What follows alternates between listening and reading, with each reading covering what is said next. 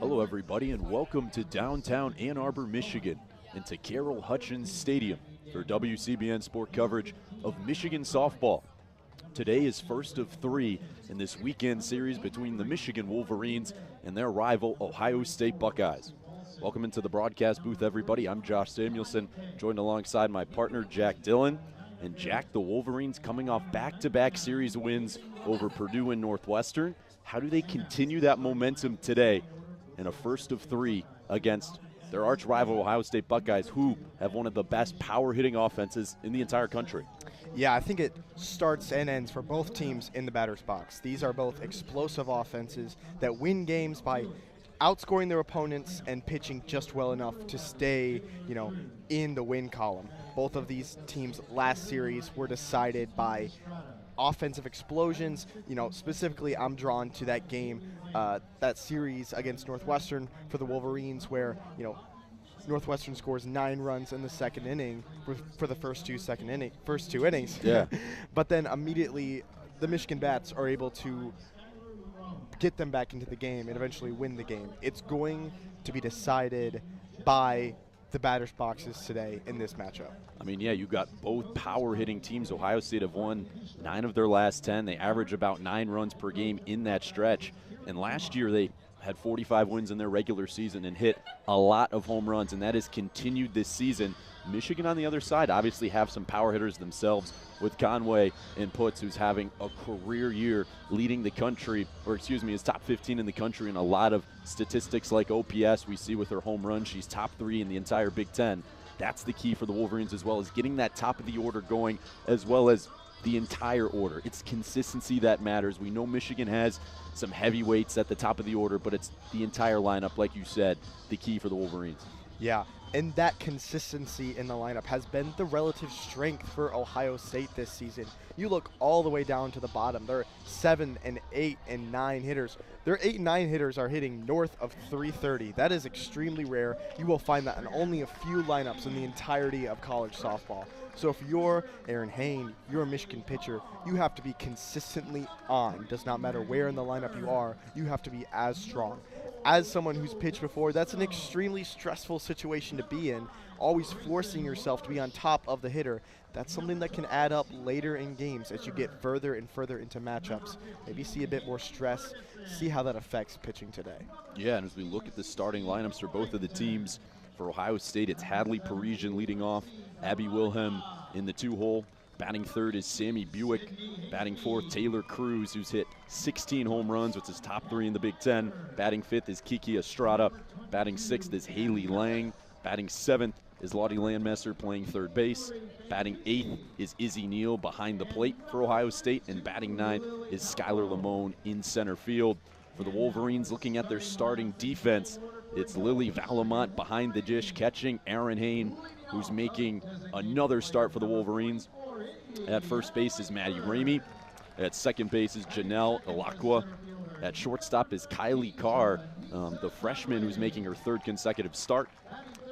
At third base is Maddie Erickson. And then in the outfield, at left field, Ella Stevenson. In center field, Janessa Conway. And then in right field, the star for the Wolverines, Lauren Putz, who's putting together such a career year. She's batting above 450. I mean, when you look at her stats, it's like a video game numbers. Yeah, we're seeing Barry Bonds out there for the Wolverines. And the thing that always surprises me about her is just how consistent she is in her approach. She's hitting from that left side, and she is always trying, first things first, to put a ball the other way.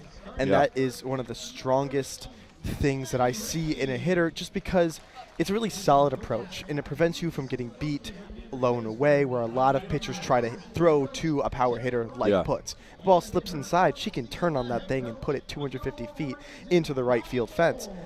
But she's able to foul off pitches and stay in at-bats. And that's what you need your best hitter to do, stay consistent like that in her approach. Yeah, what I also love about her is her discipline at the plate. 31 walks this year as well. She doesn't strike out either. I mean, she's unbelievable just whatever she does, whether it's taking it the other way. Like you said, her approach has stayed the same all season. She's been so consistent. But the key for the Wolverines today is stopping this Ohio State high-octane offense who has some power hitters at the top of their item, like you mentioned. Hadley Parisian is one of them, where she's batting .403 this season with 16 home runs, 35 RBIs. She's not even a qualified hitter. Yeah, that's just unbelievable. Wow. Yeah. Just incredible statistics. Having someone who can come in, halfway through the season, who can, start their season in pinch hits, but hit so well that they earn a spot in the lineup. Yeah. That is just a sign of depth in a program. I know a lot of people talk about the next man up mentality or next woman up mentality, but in this modern transfer portal era, it is so hard to keep depth in your dugout, in your locker room. And to have a hitter who can do that is just absolutely incredible. And you made a great point about the transfer portal. The Wolverines, only one transfer on their entire roster. There's someone who have built up a roster, like you said, the past couple years and should be ready to compete for a Big Ten title in a month. And we are about to begin. First pitch here from Erin Hain in the circle for the Wolverines. Batting first is Hadley Parisian for the Ohio State Buckeyes, who's starting in right field for Ohio State. The first pitch from Hain is in there for strike one. Something to be considered about so far in this matchup is going to be the playing conditions. Obviously, we had a lot of rain this morning, so that infield dirt is going to play a lot slower. It's going to be a lot tougher to get those infield outs. The pitch is outside there to Parisian, evens up the count 1-1. That being said, when the ball gets to the outfield, that turf is going to be extremely slick. So expect hits that, may be cut off in the gap to maybe slide through for double and extra base hits. And a swing and a miss. Erin Hain with the fastball buyer.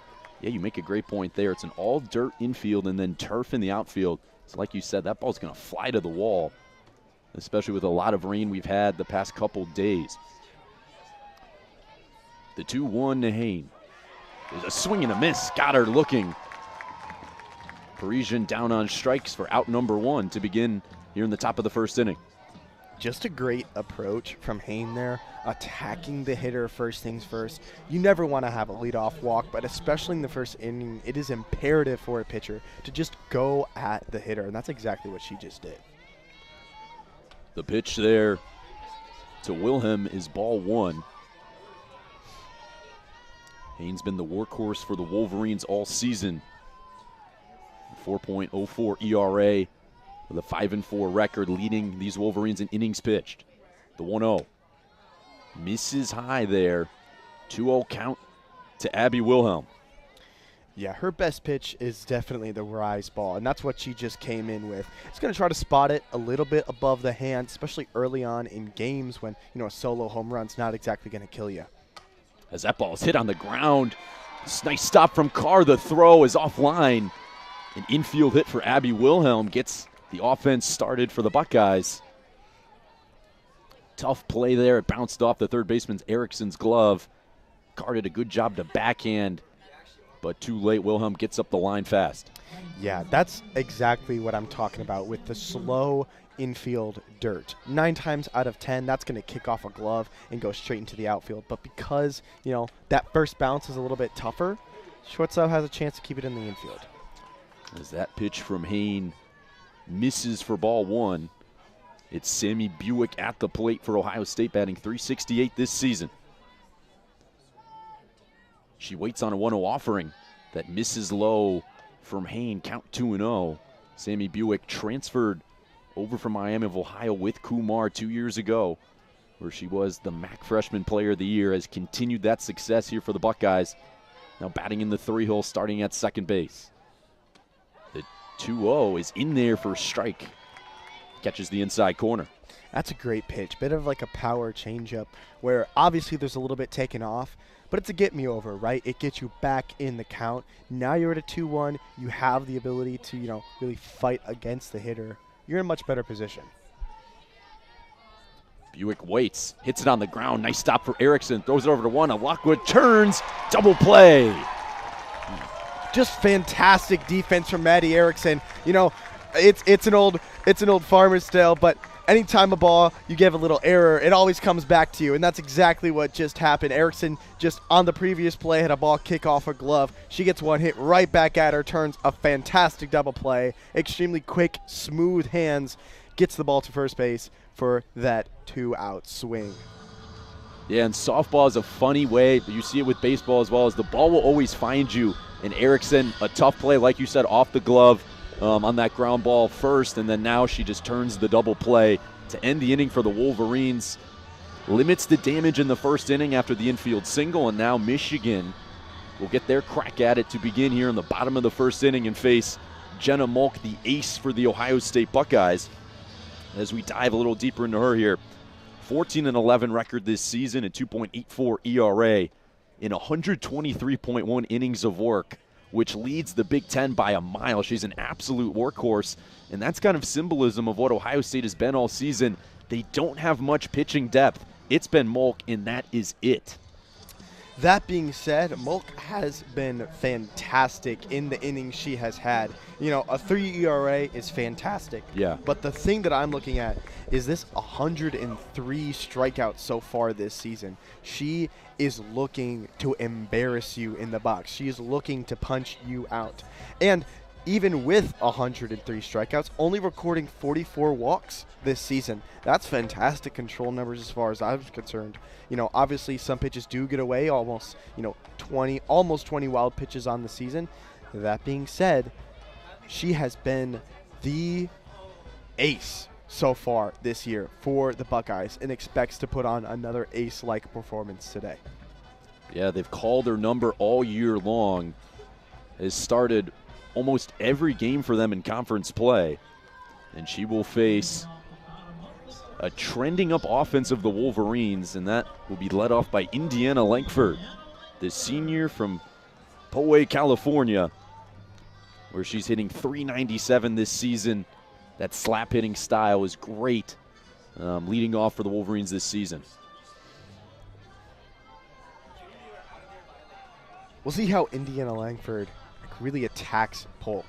Polk has a really long stride, gets almost out to the edge of the circle, and as a slap hitter, you're closing the space between you and the pitcher already. So that ball's going to get up on you even already faster than it feels. So just really interested to see how she plays this at-bat out. As Mulk puts the mask on, the glove on the left hand, the umpire is ready, and we are too here in the bottom of the first inning. The first pitch delivery to Lankford. She shows bunt, lets it go for strike one. Interesting style here. Like you said, Mulk against the slap hitting style of Lankford. Yeah, just trying to play into that soft dirt. The third baseman is playing fairly far back on a slap hitter like Lankford, trying to set one down, maybe leg it out a little bit. Yeah, they got 5 infielders in. The 0-1 misses there for ball one. Count evens to 1-1. Partner, that is gas. Mulk is getting it in there. Yeah. Even from the press box, like you can just tell it is a different speed as compared to what, Hayne just threw the last half inning before. The 1-1 from Lankford. She shows bunt and fouls it off the plate as it heads to the backstop. Count moves to 1-2 here on Lankford. Like you were saying a little bit earlier, we have 5 infielders playing for Ohio State right now.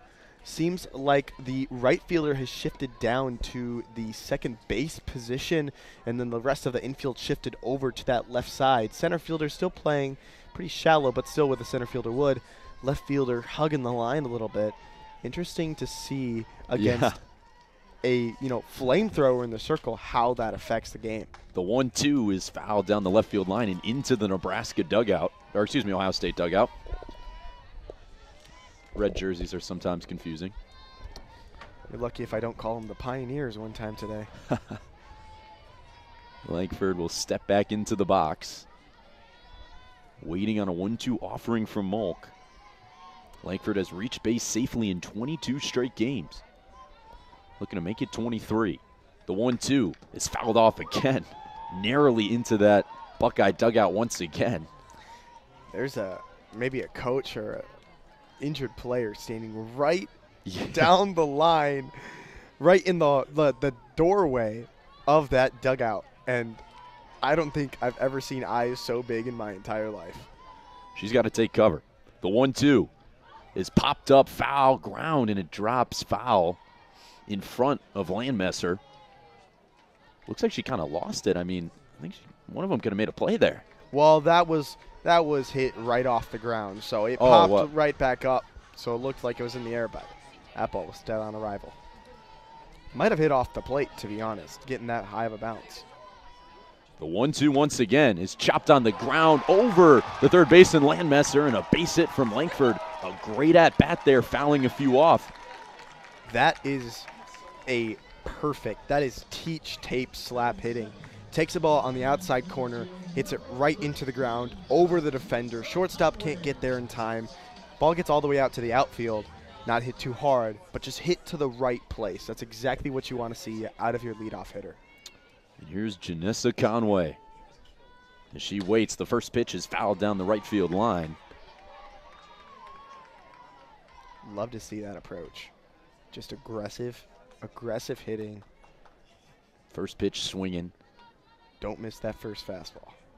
Yeah, like you said with Malk, she gets so far with her stretch in the circle. Langford at first base, 7 steals to her name this season. As Conway in the batter's box waits on an 0-1. The off speed will miss for ball 1. Conway has been one of the best hitters on this Wolverines roster all season.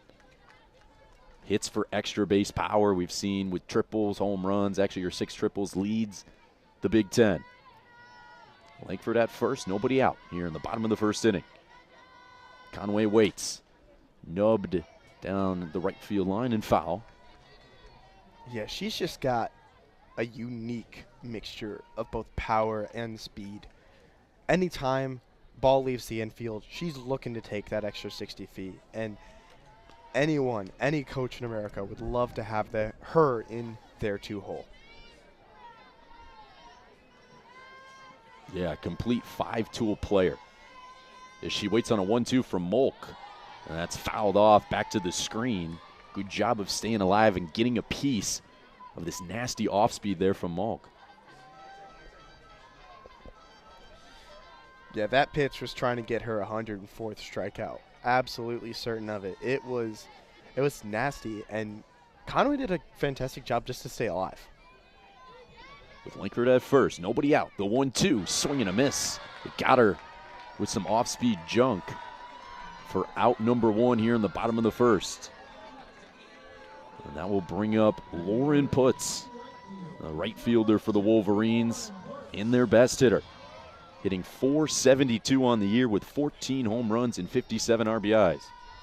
She waits on a first pitch, and it's in there for strike 1.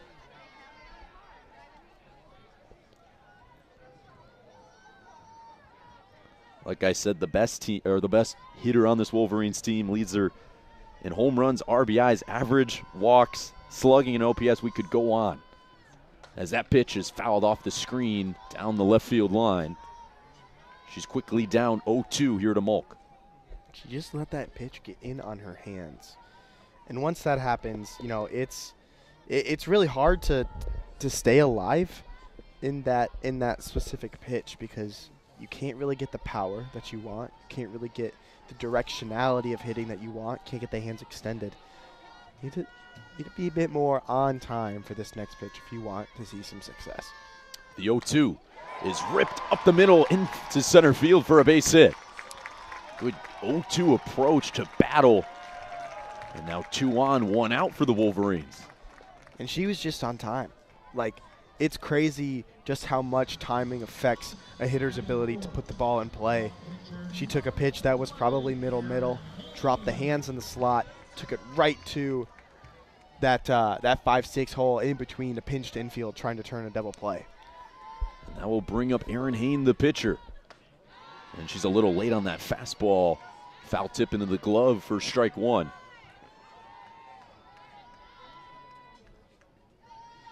Hain's been the two-way girl, starting in this circle and hitting cleanup for this Wolverines team pretty much the entire year. as she waits on an 0-1 from Malk. Late again for strike 2.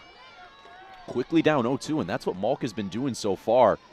Getting Wolverines first pitch strikes, and Michigan has fallen behind in counts in pretty much every batter so far. Bonnie Thole calling a little bit of a timeout. Talk to Hayne. She knows this is a big moment in this early portion of this game, simply because both of these teams are offense heavy. With offense heavy teams, scoring first means more than just putting a run on the board. It's about that mental awareness that you're awake in this game, ready to go. Seeing that first run up on the board, it calms a lot of nerves, and especially in what is a rivalry matchup, it's a great thing to see. Yeah, it's setting that tone. Getting on the scoreboard first is always proven to give you higher odds to win the game, just in general. The 0-2 from Putz. A swing and a miss, but that's by the catcher. And Putz will beat it out and go to first base. A strikeout and a wild pitch. The Wolverines now have them loaded with 1 out. I don't know if that base was unoccupied. So obviously on a drop third strike, if first base is occupied, the runner cannot make their way to first. The runners on second and third can advance, and that is what is going to happen right here. First base was occupied when Hayne swung. Don't know how the umpire crew let that one slide, but she will be out, and we'll have runners on second and third with 2 outs here in the bottom of the first. Yeah, good call there. Wolverines thought they had him loaded, but that advances the runners. Conway to second, Lankford to third. 2 outs now for Ella Stevenson. Chance for a big 2-out hit opportunity. Here comes Malk, the first pitch, and she pounds the zone once again with another first pitch strike. She knows that she is Ohio State's chance to win this game. So she's not wasting pitches. She's not going to let herself get deep into counts early on in this game. She wants you to beat her. That's how Ohio State will win. And there's Stevenson a little out in front of that as she fouls it down the left field line.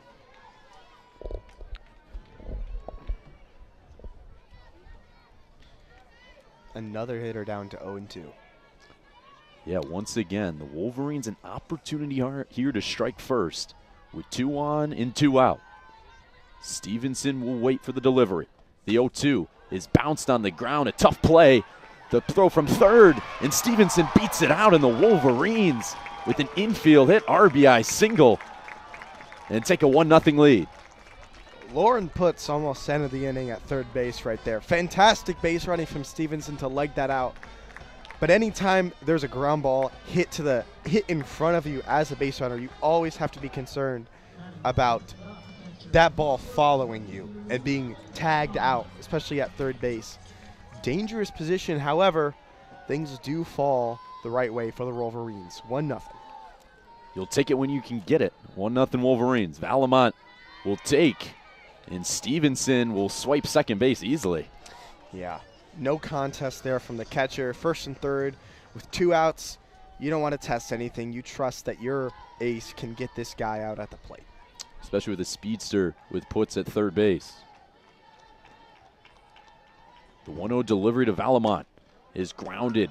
Nice spear there from Landmesser, and she throws her out for out number 3. However, Michigan strikes first and takes a 1-0 lead on an RBI infield hit by Stevenson as we head to the second inning at Carol Hutchins Stadium.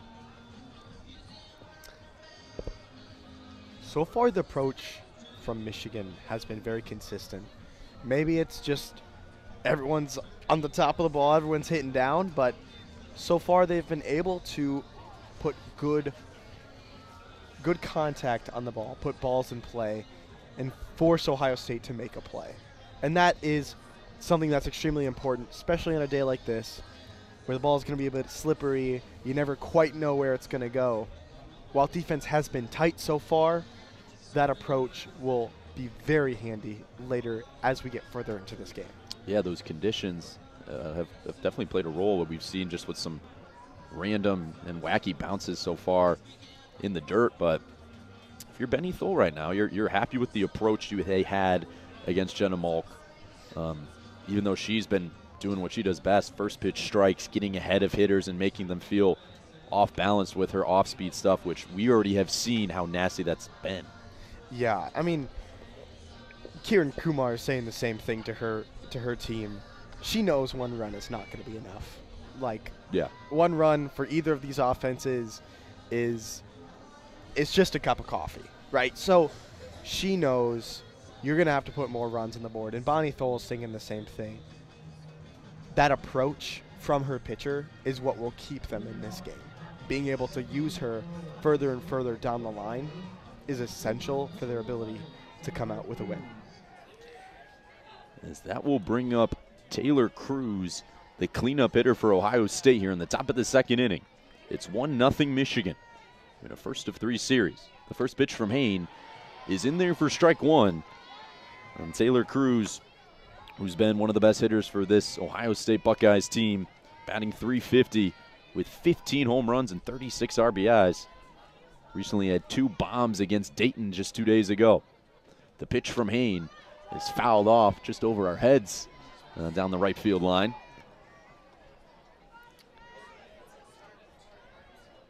Count quickly to 0-2 from Aaron Hain, who's so far done a good job of getting ahead of hitters and selling for weak contact. As that 0-2 misses outside for ball number 1. If I'm a pitcher, either one of these pitchers, I'm loving looking out to center field and seeing that flag. Not blowing out, not blowing in necessarily, but blowing across into right field. A lot of right-handed hitters. That type of wind, maybe we'll keep a ball that would have been destined for the seats, for a souvenir inside the park, and potentially for an out. As the 2-2 from Hain is driven to left field by Cruz. Back goes Stevenson, and it's gone. I'm so sorry. Announcer curse. An announcer's jinx as Taylor Cruz hits her 16th bomb of the year, and Ohio State ties it up at 1. I will say this, though. That ball was gone no matter what stadium you're playing in, no matter what time of day, what time of year. That was an absolute moonshot. That was crushed off the bat, the 2-2 count from Cruz, and she did not miss it, depositing that ball over the left field fence. And Ohio State, like we mentioned in the opening of the broadcast, they hit a lot of home runs as Estrada comes up to the plate and takes strike 1.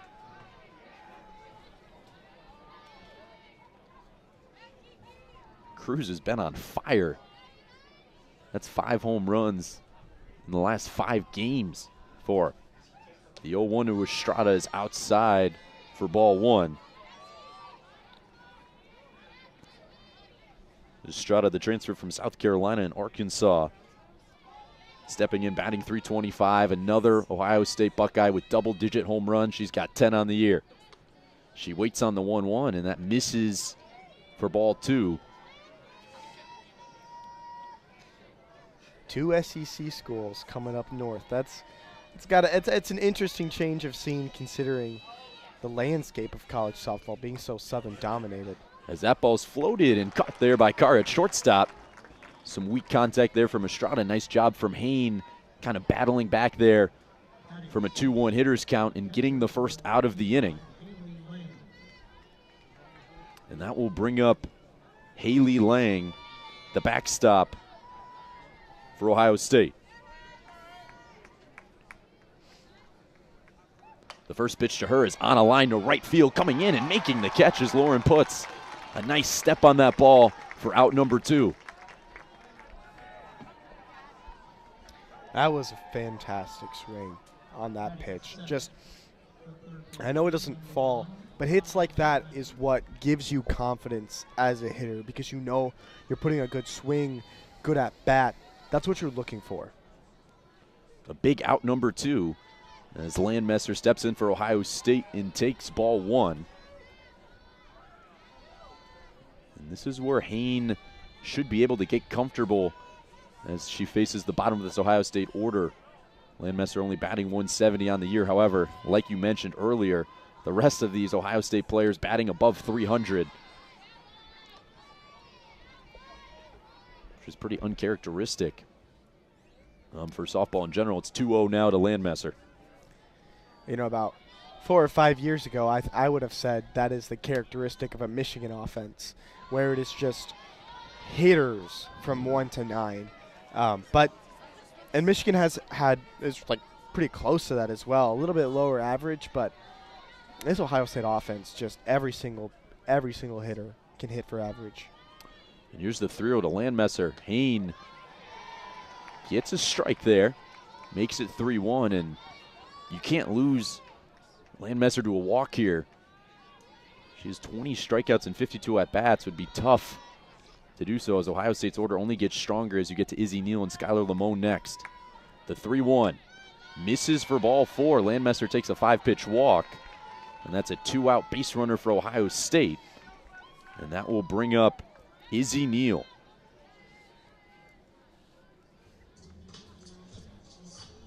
Landmesser, not exactly the stolen base threat. Only 1 stolen base on the season. No caught stealing. So you're not exactly expecting her to take off, but she is fairly fast. So you can't, really change your approach at the plate. You have to attack Izzy Neal, who has been on an absolute roll as of late, still hitting .338 on the season. Going to be interesting to see how Hain approaches this at-bat. Yeah, definitely trying to limit the trouble. As you know, both of these teams have such potent offenses. Ohio State definitely as of late, winning 9 of their last 10, and now Izzy Neal will step in. Great bat-to-ball skills as she waits on the first pitch. And that's outside for ball 1. Another kind of slap hitter style. With Landmesser on first base and 2 outs. It's a 1-1 game in the top of the 2nd inning here in Ann Arbor. The 1-0 delivery to Neal is a chopper, hits the glove of Neal. The tag, no good from Alakwa. And Neal will reach first base safely. There's now 2 on and 2 out. A tough play there as that ricocheted off Hain's glove. Alakwa had a chance to tag, but she missed her. Fantastic bit of running from Landmesser there. But good job to keep it in the infield, not give up on that ball if you're Alakwa. I mean, it's harsh, but you'll take 90 feet, or you'll take a runner just 60 feet further ahead with 2 outs here. And Skylar Lamone in the batter's box. Flash bunt, pulled away, and took strike 1. Runner in scoring position now for Ohio State with 2 outs. Here's Lamone. Pitches high for ball 1. Lamone's got some speed as well in center field. And great bat-to-ball skills, batting .354 this season. She waits on a 1-1 offering from Hain. And that misses outside once again. Hain's kind of struggled with control here a little bit in the 2nd inning, as Ohio State has had some better at-bats against her. I think both teams have had much better at-bats here in this, second few half innings as compared to the top of the first. But as Lamone dodges that pitch as it almost hit her in the back. Now 3-1. And one of the best Ohio State Buckeyes hitter, Hadley Parisian, lurking on deck. 2 on, 2 out. The 3-1 to Lamone. And she takes it in there for strike 2. Nice job of Hain battling back, and the count is now full. Huge pitch right here. See if you can end this half inning with the bottom of the lineup. Worry about the top next half inning. The 3-2, swing and a miss. Oh no, they say a foul ball. Just enough to stay alive. Lamone was way ahead of that pitch. But she stays alive. The 7th pitch of the at-bat here from Hain. Is this time's a strikeout, strike 3. Ball does not lie. It there we go. Never does. As Hain gets out a little bit of trouble there. Gives up a homer, though, to Cruz to lead off the top of the 2nd. We go to now the bottom of the 2nd inning It's 1-1 here, Michigan and Ohio State. Yeah, just Lamone on the previous pitch, way ahead of an off-speed pitch. Obviously, that counters, that impacts your timing as a hitter. Hayne just says, all right, watch this, and blows an absolute missile right by her. Fantastic pitching by Hayne, able to get to your best pitch, her rise ball, when she needed it the most. Fantastic at bat to fight back from 3-1, throw 2 straight 3-2 pitches, come away with the punch out. Yeah, clutch from her to get out of that inning unscathed after that walk in that infield hit. And now Michigan gets their chance here in the bottom of the second inning. They've got their 7, 8, and 9 hitters. It'll be Maddie Erickson leading off the bottom of the second for the Wolverines, who's had an up and down year. Someone who saw some early success in her career, where 2 years ago she was all Big Ten first team. But this season she's really struggled to drive the ball to gaps, and has had some strikeout issues for sure, but reliable veteran, great defender. And we see Thole still trusting her in that spot here as she takes strike one. Yeah, it's extremely rare to see Bonnie Thole look away from her veterans. She, has a lot of experience in the world of college softball, and one thing she knows, your best hitters are your most experienced hitters, especially as you get into postseason play. Yeah, as Erickson fouls that off to the screen for strike two. Erickson batting 182 this season. Does have 3 home runs and 14 RBIs. Malk gets ready for an 0-2 delivery. And it is ripped on a line to right field. Looking up, Parisian, it's off the wall and gone. It's above the yellow line in right field, and Erickson, an 0-2 solo shot. That, my friends, is what 4 years of D1 strength and conditioning training gives you. That was an outside fastball that Erickson, perfectly on time, throws her hands to and just hits an absolute seam over the right field fence. Just an absolutely beautiful piece of hitting, because she's so strong to be able to get that pitch that is not in her power zone right out of the park. Yeah, what a piece of hitting. 0-2 fastball in the outside corner, takes it Oppo Taco and gives Michigan a 2-1 lead. And here's Kylie Carr as she takes ball one inside.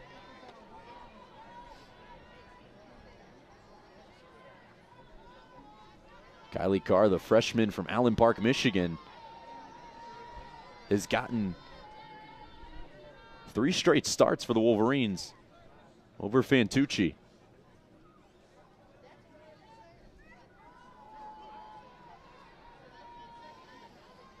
As she will wait on a 1-0 from Malk. Yeah, Fantucci started most of the game, started the last game I called, but she has really been a defensive focused player. Yeah. Not necessarily in the lineup for her bat, but because she provided excellent defense at the shortstop position. Kylie Carr coming in, freshman, great, really highly ranked recruit. They're looking to her to kind of generate that same type of offensive production that they expect 1 through 9. As Kylie Carr now down 1-2 to Malk, with nobody out in the bottom of the second inning. Michigan an early 2-1 lead over the Buckeyes. As Malk misses low and outside for now ball 2. Count even on Carr, who's batting .317 this season, an OPS of .866. Has some power projectability. Also 2 home runs on the season. The 2-2 is another tap foul behind home plate. A good job of staying alive here on Malk, kind of rising up that pitch count. Yeah, she was Michigan Miss Softball 2025 last year. The really highly touted recruit, as they were saying, 18th overall in the 2025 recruiting class. Michigan's looking to her to replace that production from some of their seniors like Indiana Langford next season. As now it's the full count, 3-2. And Carr, knowing Thol's reputation of developing players and the Wolverines' great retention rate of keeping players and not going to the portal, she should definitely develop. However, that ball is by her for strike 3, the first out of the bottom of the second inning.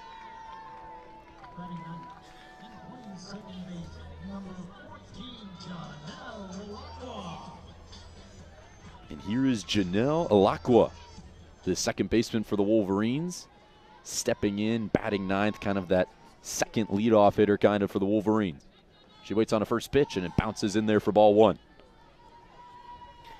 Yeah, like you were saying, bit of that second leadoff, same thing that Ohio State's looking at with Skylar Lamont. Just someone who can get on base, set the table for their leadoff hitter. And that pitch is in there for strike 1 to Alakwa, who this season batting .350, 9 RBIs, no home runs, but great bat-to-ball skills. She doesn't strike out much. And someone who's great at putting the ball in play. As she waits on a 1-1 here from Malk. The pitch is fouled off the catcher Fang's leg. She's now down 1-2.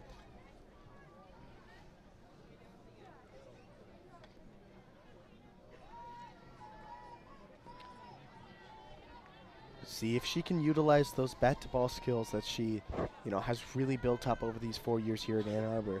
Stay in this at-bat, really set the table for this leadoff.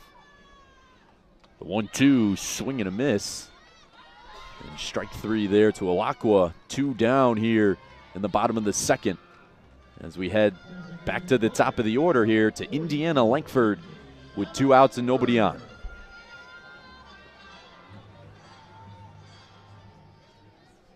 Langford with an infield hit in the first inning. And we'll look to replicate that here in the second. She flashes bunt. And that ball misses for ball 1. Once again, in her second at-bat, squaring to bunt on the first pitch.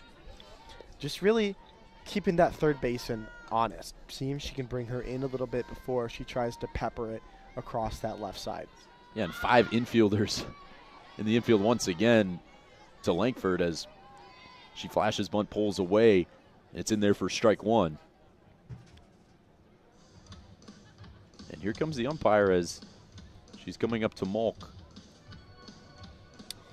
I think they're seeing if she's staying inside the circle. Because as a pitcher, you're not actually able to leave that circle without delivering the pitch. So if she keeps stepping further and further, maybe it's like a slippage issue, trying to fix some of that dirt on that outside of it. But Mulk has a great big leap, not able to leave that circle. See what's happening here. Yeah, it seems like a grounds issue. Yeah, here comes the grounds crew with the rake. As coaches, athletic trainers, and grounds crewmen are on the field. Raking this up. They're near the outside of the circle. 2-1 Michigan here in the bottom of the second inning. First of 3 between these teams this weekend, as we're about a month away from the Big Ten tournament and playoff baseball beginning. Michigan has won back-to-back Big Ten tournament titles, looking to make it 3 in a row. I'm not quite sure how much this grounds crew can do for her because, I mean, as soon as you put more dirt on top of that little spot that she keeps landing on, it's just going to immediately kick back up and out as soon as she delivers another pitch. So maybe she just needs to knock the cleats off when she gets in the dugout. I don't know what to tell her. Yeah, as they do a little bit of scraping and weaving, and now we resume. The 1-1 to Langford is low for ball 2.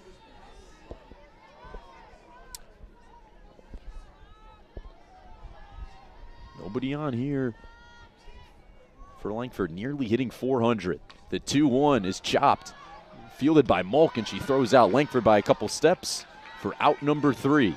The side is retired. However, Michigan takes a 2-1 lead on a Maddie Erickson oppo bomb as we head to the 3rd inning in Ann Arbor.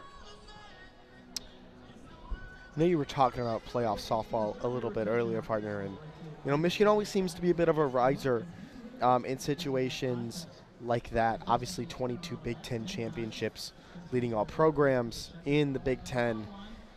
Now with some new heavyweights in the conference, UCLA in particular, one of the most storied teams in all of college softball. Also Oregon coming in, Washington too, very consistent teams, those former Pac-12 members. It'll be very interesting to see how this kind of old guard reacts to the new, the new teams in the conference, especially in playoff conditions. Yeah, I mean, we've seen it with baseball as well, as these West Coast teams coming in and continuing to dominate just based on them having warm weather all year round compared to the Wolverines having to practice indoors for an extended period of time in the winter. Yeah, I will say on the baseball side of things, UCLA's dominance might have something to do with the fact that they've got the best player in baseball, in Rock Chalowski, but yeah, definitely a contributing factor with just, for most of the school year, you're not really able to practice on the field. Outfielders, your jumps are a half step slower. Hitters aren't seeing balls out of the hand as much because it's harder to do live ABs. Just little things like that add up, whether it's over a season or whether it's over a player's entire lifespan. Yes, Hadley Parisian steps in the box for Ohio State, and she takes ball 1. Hain got her to strike out back in the 1st inning. Hain comes in receiving some run support from Erickson with the home run, as Parisian, fouls it off, making the count 1-1.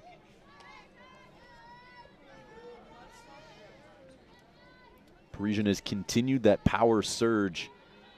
She had 2 home runs last series for Ohio State. And she waits on a 1-1. That bounces before home plate there for ball 2. And Hain still struggling to get ahead of hitters. Ohio State has had that advantage now the past 5-6 hitters.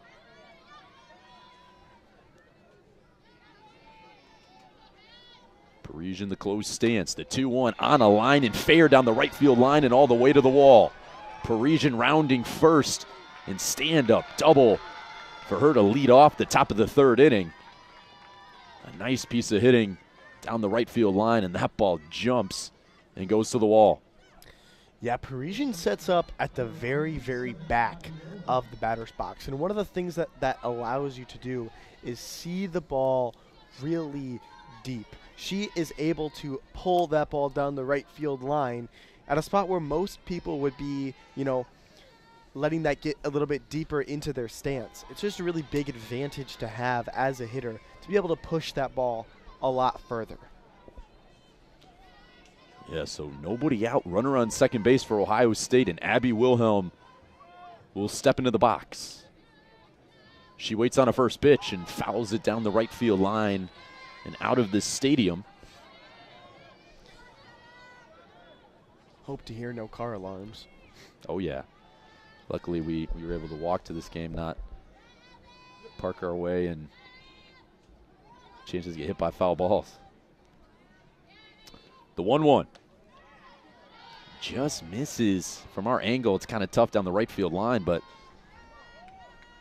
looked pretty close. Count moves now to 2-1 to Wilhelm.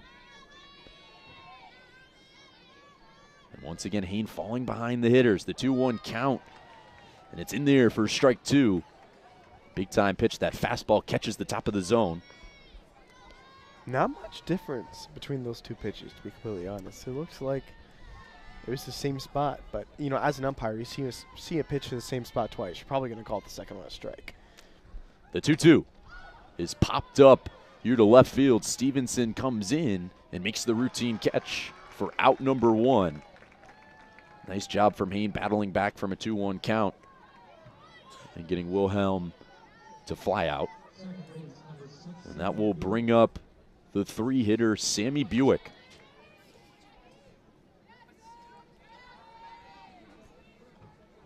She grounded into a double play back in the first inning.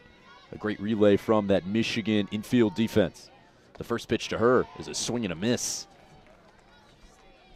Little junk there from Hain. She's had a couple of those this inning. Pitches that are honestly nowhere close to the strike zone. Ohio State just maybe helping her out a little bit. Maybe just expanding that strike zone, really keeping Hain in the counts. As she gets ahead 0-2 now. Nice pitch there, catching the outside corner. Here to Buick. Buick batting .368 this season. 6 home runs, 28 RBIs. She can hit for power. 17 extra base hits. She waits on the 0-2. Whoa. That was close, Jack. I was punching her out in the press box, to be completely honest. That looked pretty. Count 1-2 now to her. Parisian on second base. 1 out for Ohio State, down 2-1 to the Wolverines. The pitch bounces in there for ball 2.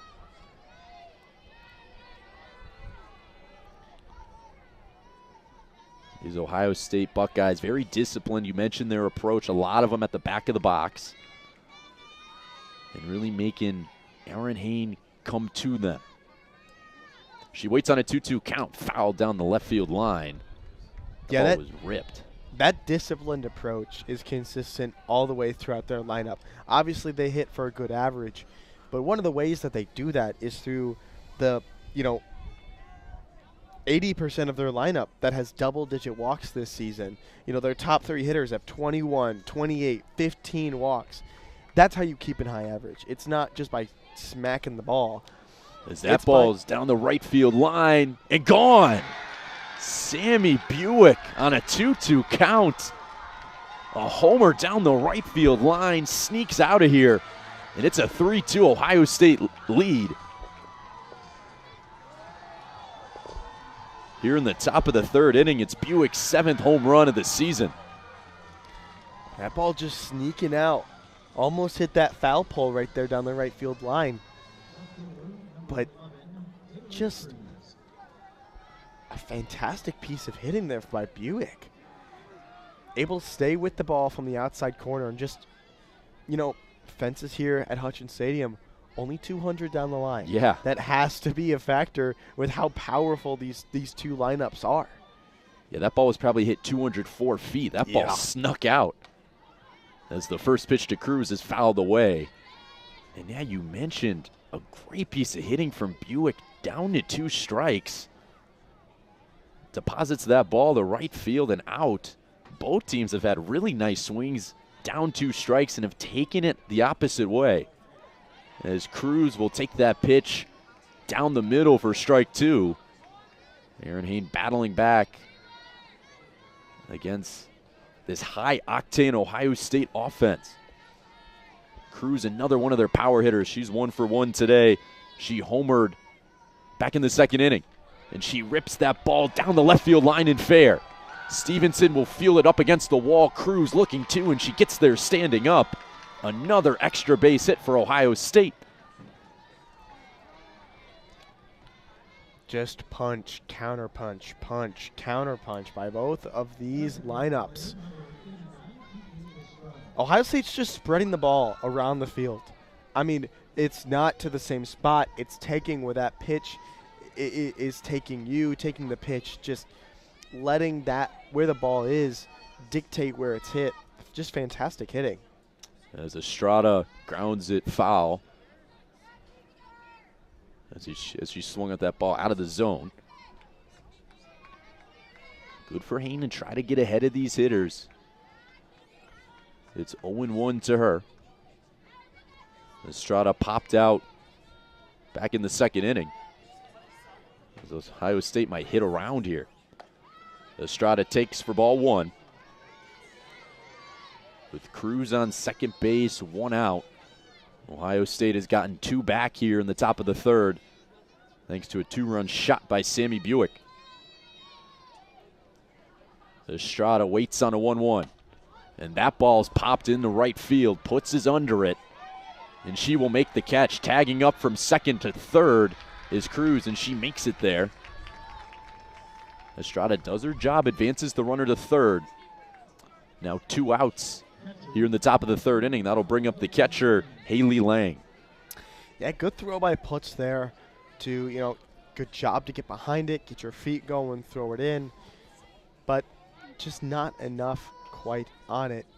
Now with the runner on third base, another base runner just 60 feet away from another run for the Buckeyes. As Hayden with the first pitch strike there to Lang, who flew out back in the second inning. Lang batting .311 this season, 7 bombs, 19 RBI. She waits on an 0-1, and that misses just outside.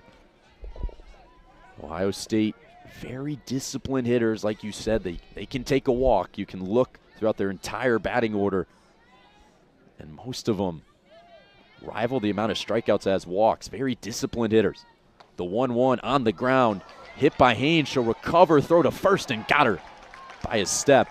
Nice play by Haynes to react on the mound, recover, and throw out Lang by a couple steps. We're through to the bottom of the third inning. Ohio State gets 2 back. They take a 3-2 lead as Michigan will get their chance to get their counterpunch in with their top of the order. They're 4, 5, 6 hitters. Or excuse me, they're 2, 3, and 4 hitters. Yeah, you're really expecting Conway, Putz, and Haynes to, at the very minimum, get everyone up off the bench. You know what I mean? Doesn't need to be super flashy, but keeping the pressure consistent, keeping it constant, that's what you need to keep your pitcher in the game. Mentally, it's knowing that your offense always has your back. And even when you let up, a 2-run home run, you're able to easily get that run back as soon as you get back in the dugout. Yeah, especially when you're facing such a good offensive Ohio State. You got to keep up somehow, and it's really hard to limit an offense that's hitting above 350 as a team who's 3rd in the Big Ten in home runs. Michigan's got to make a little bit of an adjustment here at the plate. Now down 3-2, and they've got some of their best hitters coming up. Janessa Conway will lead it off for the Wolverines. She struck out back in the first inning. However, what a year she's been having. She homered in back-to-back games in the series win against Northwestern last weekend. An OPS of 1.183. Just great stuff all year for her. 27 extra base hits. That's kind of a half-swing chop foul ball down the first base line for strike 1. Kind of an uncomfortable looking swing there. Yeah, bit of an excuse me swing. Not expecting the changeup first pitch. Still threw the hands at it, still made contact. But not quite getting the contact that you're looking for, especially on a first pitch. You want to be confident. Ooh, and that ball drills Conway. She'll take the hit by pitch and head to first base. Leadoff runner on for the Wolverines with Lauren Putz up to the plate.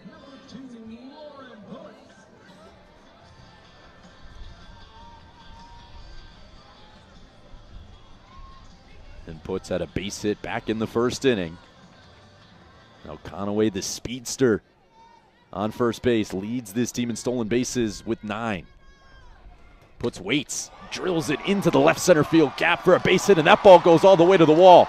Conway rounds third and heads home. Puts a stand-up RBI double, and she ties it up at 3. That is a ball that is cut off on a day with good conditions. But because of how hard, how low, and how slick that grass is, how hard and low that ball was hit, just gets by the center fielder. And Conway, regardless of whether or not the center fielder caught that ball, was going to try to push for 4. But Conway's able to get back home standing. outstanding because of the conditions that we're playing in today. Yeah, she absolutely flies around those bases as Haynes steps into the plate. Will flash bunt, pull away, and that ball strike one. And an opportunity now, 27 RBIs on the year. Is pretty good with runners in scoring position. Puts on second base. A swing and a miss, though. Malk gets her to chase. She's down 0-2 now.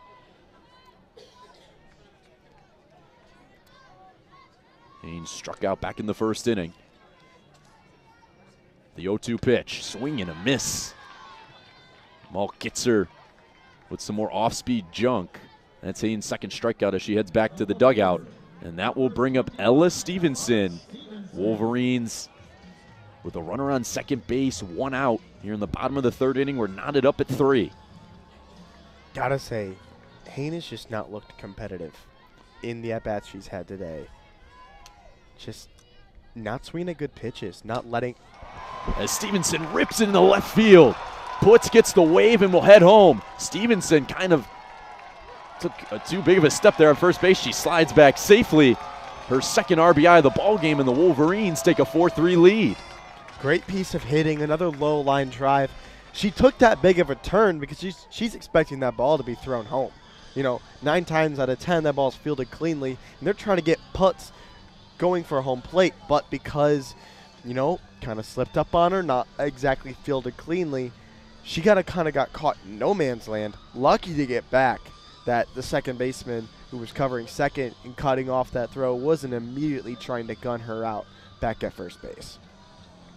Yeah, that's been the story of this ball game. That ball's hitting the outfield. That's coming on the outfielders very fast, and you saw the left fielder there, Cruz, just get on one knee and block that ball, not trying to field and come up to throw. Puts at home.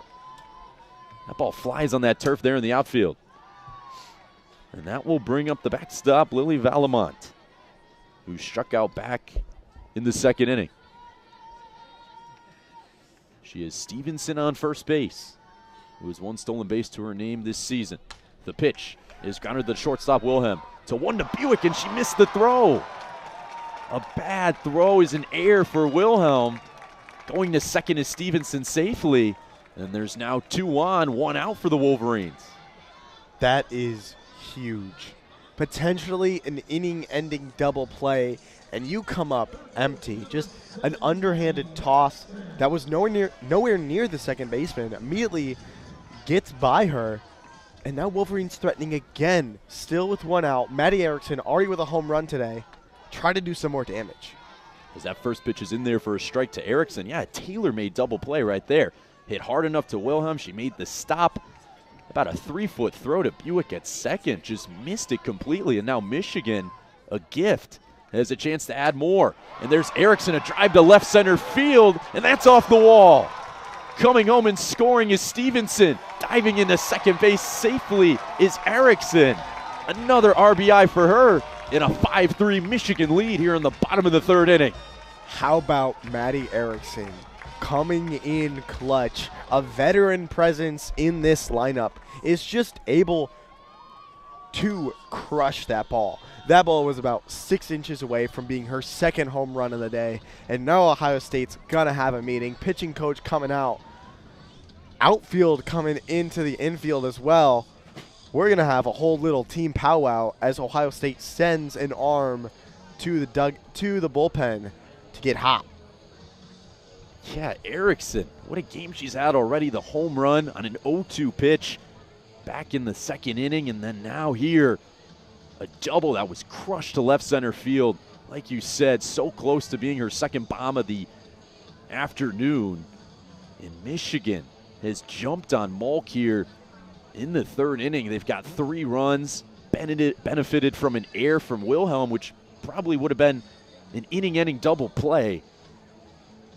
But now the extra base power on full display from the Wolverines, flexing their muscles here in the third.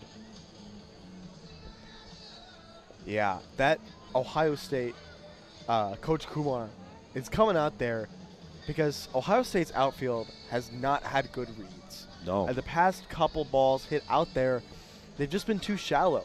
They've not been expecting, a lot of pop from this Michigan lineup, which is surprising considering that they've hit for power, you know, pretty much only second to Ohio State in the Big Ten. So Ohio State really needs that defensive focus to come back in this game. See if Jenna Molt can continue to deliver in the circle. She hasn't been pitching poorly. She just hasn't gotten much help from her defense behind her.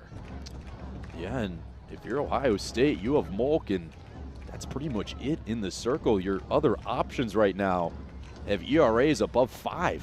So Michigan doing a great job of putting up 5 runs and 7 hits so far, and only 2 1/3 innings pitched. As Malk takes a couple practice pitches there after the long mound visit, as Ohio State has some bullpen action there in left field. And now 2 on, 1 out for the freshman Kylie Carr, 2 runners in scoring position. And a big opportunity for Carr to add some more insurance for Michigan. Knowing Bonnie Toll will look for some small ball here. As Carr will take the first pitch outside for ball 1. Carr struck out back in the second inning. Chance to redeem herself now. Here's Molk, the 1-0 offering. Carr a little out in front of that, a swing and a miss for strike 1. A big at-bat here for Michigan is the umpire will head to talk to Molk about her stride once again. Molk has just been slipping and sliding in this circle. Problem that Aaron Hayne is not having, but Molk is just not finding any ground to put her foot in. She hasn't been pitching poorly because of it. It's not like she's missing everything high. Yeah, here comes the ground screw again. I'm not sure what they want. What they're going to do if this is just going to happen every couple innings. We've got a rake out there, a couple coaches coming on the field, and that's more time to get that Ohio State Buckeye bullpen warmed up. I mean, we're not exactly.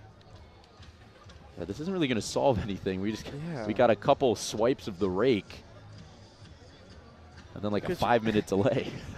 You're not supposed to track your foot out there. I mean, where she is hitting is very clearly past the outside of that circle, right? And it's like I don't even know. It's like a football player complaining that he's slipping in the paint in the out of bounds lines. It's just confusing. I don't know what. It is kind of puzzling. I don't know what the coaches are talking about. This is the second time that it's happened here tonight. There's nothing wrong. I mean, there's not a divot. Yeah, I don't know what else the grounds crew can really do at this point. Try to scratch it up. Because it's just going to get undone. Yeah. In the next 15 to 20 pitches. Baseball mounds, they use a really heavy clay to make up the, really center part where a pitcher is constantly hitting. So you don't actually, slide. It's not like normal dirt. You actually, fall into it and, compresses beneath you. Your spikes catch it. The same thing is used on the center line in softball because, it's the exact same movements pretty closely. But where she is hitting is past where those clay bricks are installed. Yeah. So she is just hitting dirt, which normally is fine as well, but not today when the rain brings everything, makes it a little bit more compact, not exactly aerated. We're still having the grounds crew take a look at it because I'm assuming the Ohio State coach is saying this is unpitchable. Yeah. You got to fix it. And now Ohio State's players will kind of huddle by their dugout As the umpires will have a conversation about this. Hey, going to the Michigan bench first. Yeah, this is very puzzling.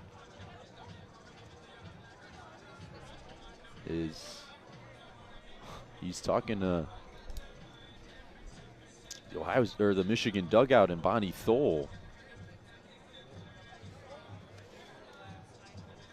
This is just random. Yeah. It's the only way I can describe it. It just, as the Ohio State players are heading to the dugout. And so are the Wolverines. We're not calling this game, are we? I mean, yeah, we'll see. Kumar's on the left field line, or the third base line. No, we're bringing Tampican in. Okay. And here comes some more grounds crew guys with some more tools to try to fix this mound issue.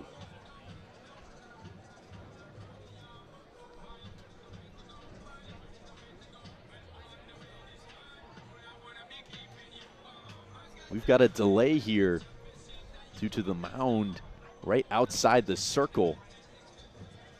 Here in the bottom of the third inning, 5-3 Michigan.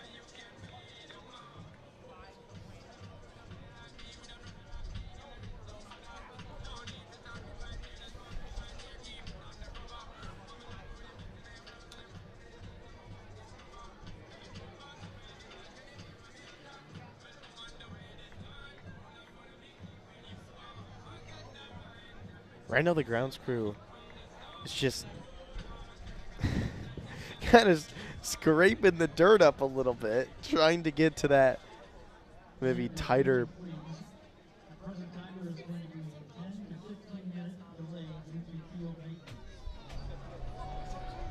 I don't know if everyone at home could hear that, but we're going to have about a 10 to 15 minute delay here due to some ground maintenance issues.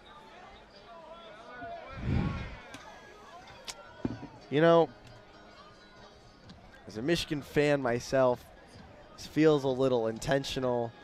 Your pitcher's on a little bit of Michigan's offense is on a little bit of a hot streak. And you're getting worried, you know, hey, my pitcher doesn't look too great right now. I need to take a second. I need to just regroup mentally.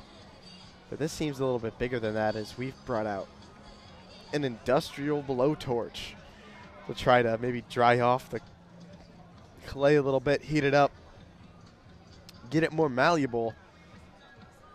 Oh, goodness gracious. We're going to play a little bit of trivia here at Alumni Field, Hutchins Stadium, as we try to get through this little weather delay, so to speak.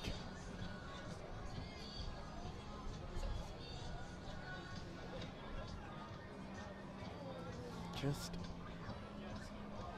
random.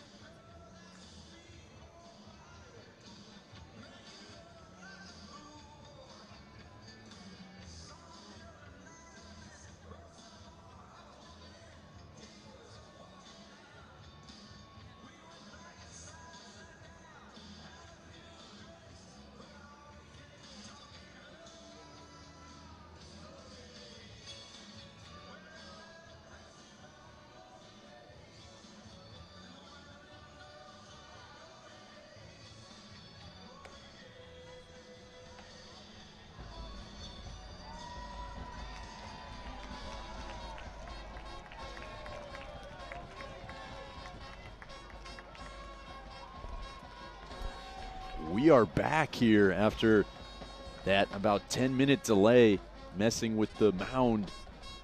Molk is back and throwing some warm-up pitches for Ohio State. About a 15-minute delay from an issue with the landing spot in the pitcher's mound. Jack, pretty bizarre. Yeah, I always thought baseball pitchers were low-key prima donnas, and so I saw that a lot more there. That's because there would be a giant divot coming off of the rubber, but I've never seen anything like that in a Division I softball game where grounds crews are, constantly tending to the mound, constantly tending to the facilities, especially at a place like Michigan where, normally no issues there. But we're back. We're back, and Kylie Carr steps in, resuming her at bat. It's now 2-1. Michigan with 2 on, 1 out. Runners at second and third here in the bottom of the third inning.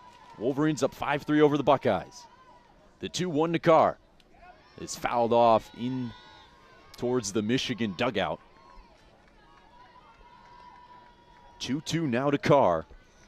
A chance for her to come through with 2 runners in scoring position.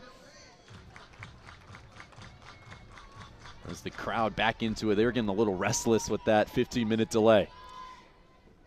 The 2-2 to Carr. Way to lay off there. Good discipline in the batter's box. Count moves to a full count.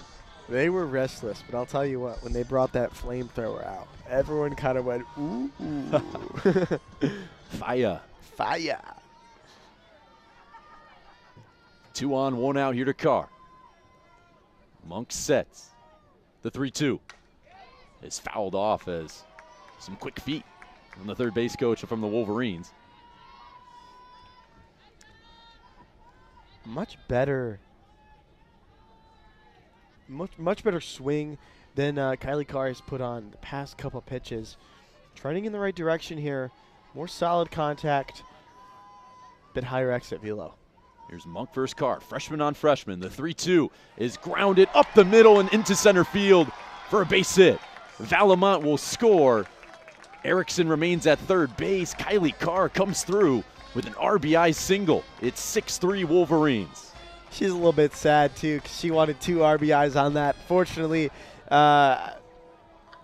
Unfortunately for her, Maddie Erickson did not round third and head home. However, 1 out, runners on first and third. Expect to see Kylie Carr take second base early on in this at-bat. Janelle Alakwa steps in. Here's Alakwa. She waits on the first pitch. And that misses down low for ball 1. Michigan pouring it on here in the third inning. That's their 4th run. And have doubled up Ohio State's score at 6-3. Alakwa waits on a 1-0, and she rips it by the third baseman, Landmesser. Coming in to score is Erickson. Another RBI single for Michigan, and they take a 7-3 lead here in the bottom of the third inning. Still only 1 out. And now the top of the order for the Wolverines is up. And they're not going to let Jenna Molk face this vaunted Wolverines lineup again. It's going to be the end of her evening. Yeah, the Wolverines knock out the Buckeyes ace in the third inning. And the Buckeyes make the call to the bullpen. It is Lauren Butte stepping in for the Buckeyes.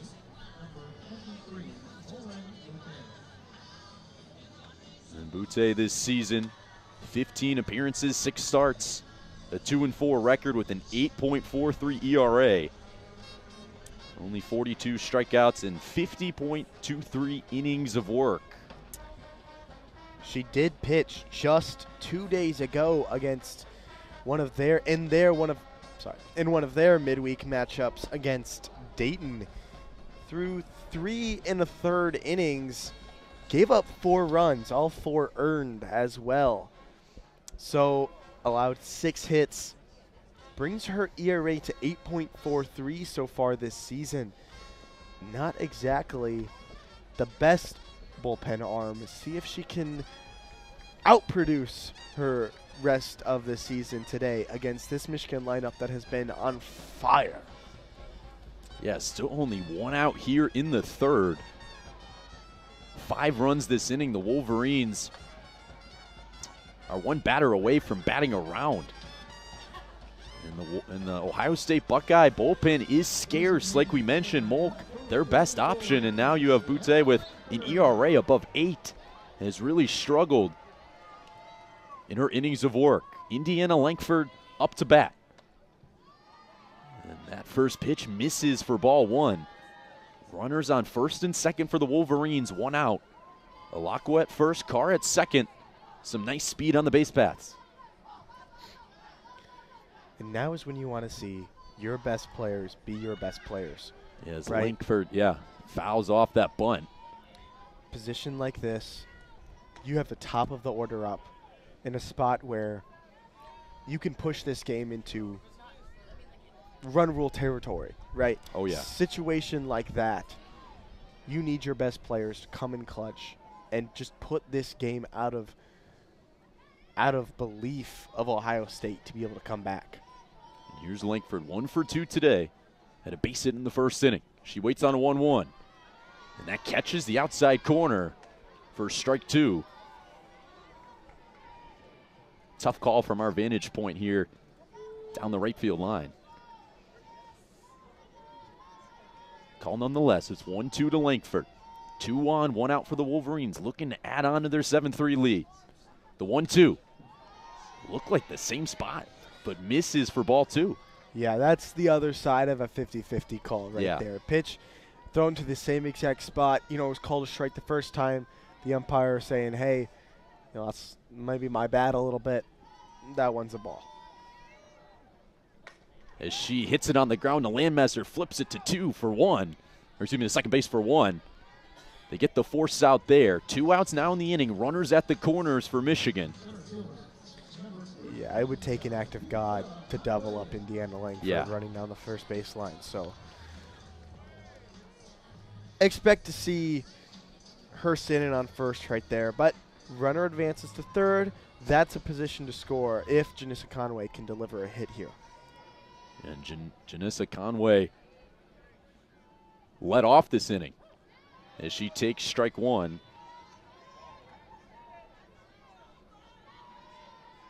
She doubled her last time up. And a chance to knock another one home for the Wolverines. She waits on an 0-1 as that bounces. A nice block there by Lang. Prevents another run from adding on the scoreboard for the Wolverines. Count moves to 1-1. As Langford will swipe second base. Good dirt ball read there by Langford. Saw the ball on the ground, got a big secondary lead, bounced away from the catcher. She took off. As Conway fouls that back to the screen. Butte, good job of getting ahead of hitters now. In the first couple batters she's faced, the count moves to 1-2.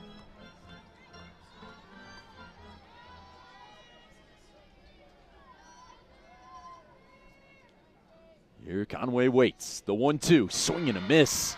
Butte got her with some high cheese.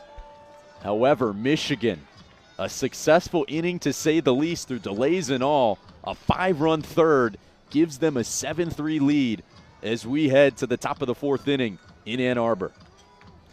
Yeah, 1 through 9, that past half inning, the Wolverines all contributed to that run total. And it was just a fantastic hitting effort from the bottom to the top. Maddie Erickson just coming in clutch, only hitting 182 on the season. That doesn't matter today. She's got 2 hits, 2 extra base hits at that. Going even further than that, Janelle Alakwa, really clutch hit. Lily Valamont, clutch hit to keep the inning going. Same coming from Kylie Carr. Just fantastic continued effort from the Wolverines to give Erin Hain a bit of run support and a bit of a spot where now she can challenge Ohio State's hitters a little bit more. Look to get fly balls instead of maybe ground balls. Yeah, the ball can still leave, but it's going to hurt you a little bit less. Yeah, and Hain hasn't thrown a pitch in over 25 to 30 minutes, so she'll kind of have to get warmed back up here in the top of the 4th inning. Get the rust off a little bit. Yeah. As the Wolverines batted around there. 10 batters came to the plate, and they put up 5 runs. And Hain will face 7, 8, 9 for Ohio State. It'll be Lottie Landmesser to the plate. She waits on the first pitch delivery and fouls it back to the screen for strike 1. Landmesser reached base on a walk last at bat.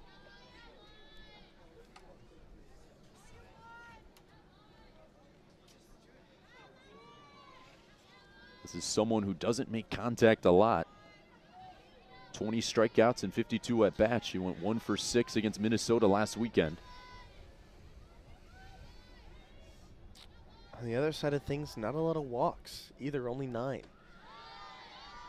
Yeah, she had her 10th last at bat. She takes that one high for ball 1. As the lights are on in the stadium, the sun goes down. Swing and a miss. Nice pitch from Hain. She gets ahead 1-2. Beautiful changeup from Hain there. Able to get Landmesser off balance. Kind of just put an absolute pitch on there. And she takes strike 3. Erin Hain paints the fastball. Valamont was halfway down first base line before the strike was called, but it did not matter. That was absolutely perfectly placed.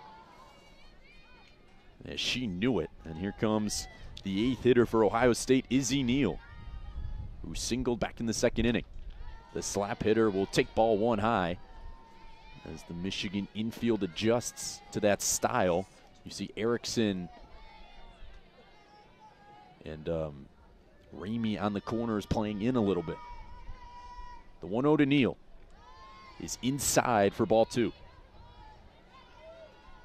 Feels like she keeps almost chicken winning over the plate.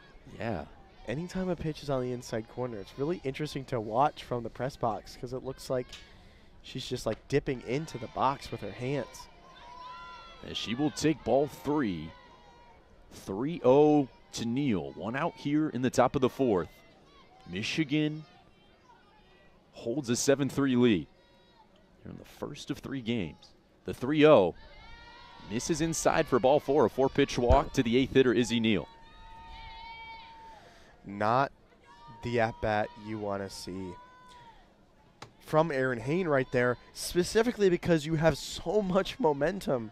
You're pitching with a lead now. You just got a really quick out, punch out, and you immediately have a 4-pitch walk.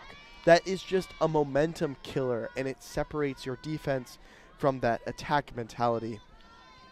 Just not what you want to see. Only Neal's 5th walk of the season as Lamone steps into the plate, misses the bunt, and it's strike 1.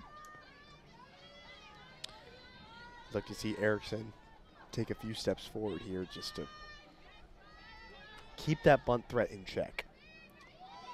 Yeah, some speedsters at the bottom of this Ohio State order. Lamone, a swing and a miss. For strike 2. Erin Hain's got to get ahead of hitters, especially ones that are so disciplined at the plate. Has to pound the strike zone and limit the unforced errors. The 0-2 from Hain is fouled off back to the screen by Lamone. She stays alive once again. Hain had her number back in the 2nd inning and struck her out. Is ahead now 0-2.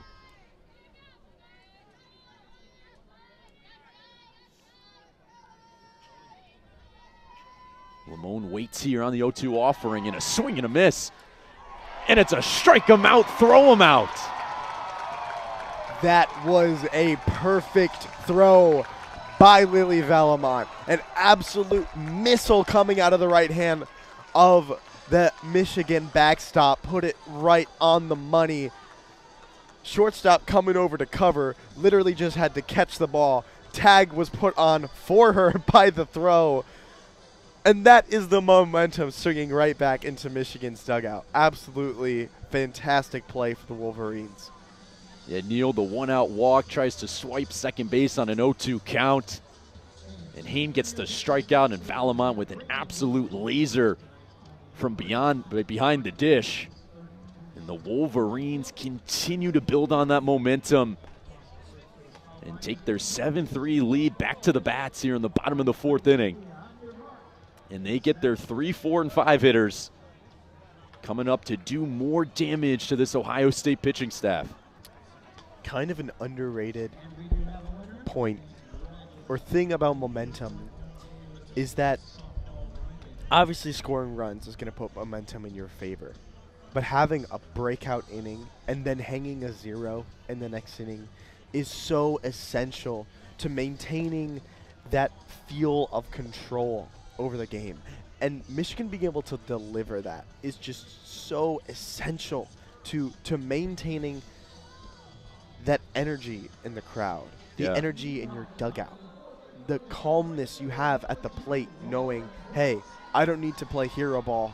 I can take this at-bat 1 pitch at a time. It's just so important.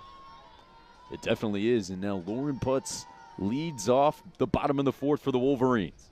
The first pitch from Butte is Byer for strike 1. Putz 2 for 2 tonight with a double and a single and an RBI just last inning in the 3rd. She'll wait on an 0-1 from Butte. The pitch is high, evens the count at 1.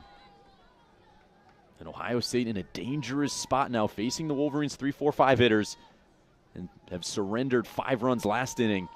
And Michigan all the momentum right now. The 1-1. Misses high once again. Count moves 2-1. Lauren Putz has been the go-to bat all year for the Wolverines. You want to maintain that control. Lauren Putz delivering a hit is the exact way to do it. Putz waits on the 2-1. And that's in there for strike 2. Butte pounds the zone there. Aaron Hain waits on deck. He's had a spectacular performance on the mound today, limiting that Ohio State offense. Puts the closed stance, the 2-2, swing and a miss. Got her to chase for out number 1 here in the 4th.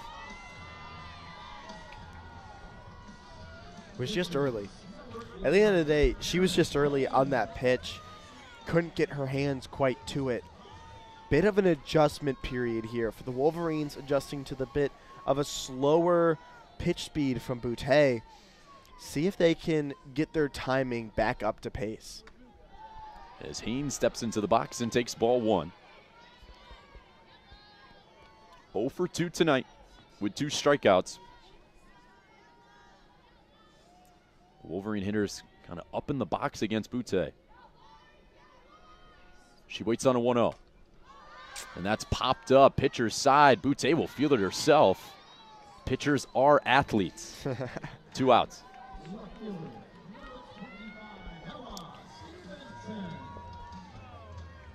See if Stevenson can extend this inning, reach base.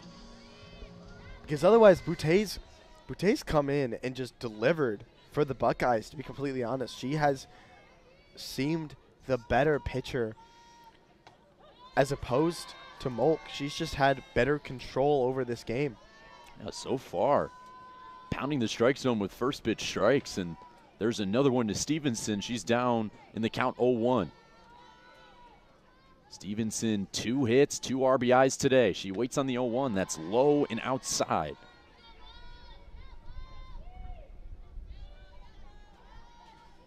Yeah, Stevenson, 2 big-time hits to give Michigan momentum early in the 3rd and in the 1st inning.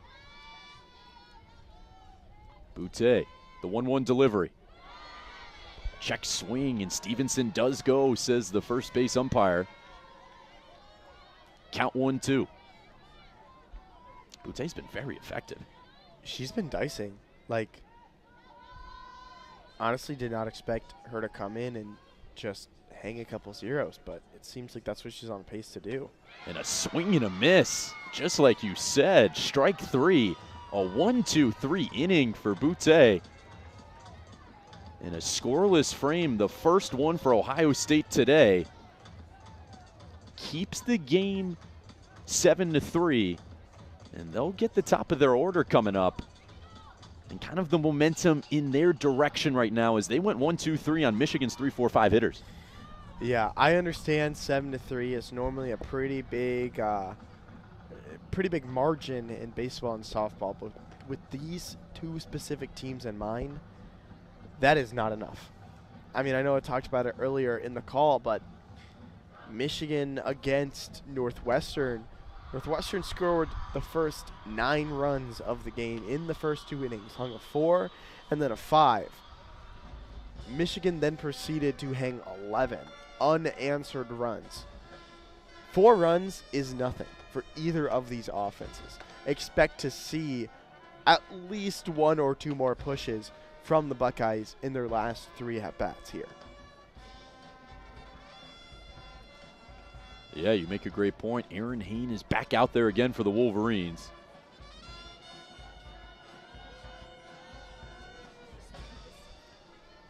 As Ohio State will get their top of their order. It will be Parisian, Wilhelm, and Buick. A chance for them to try to get back in this game.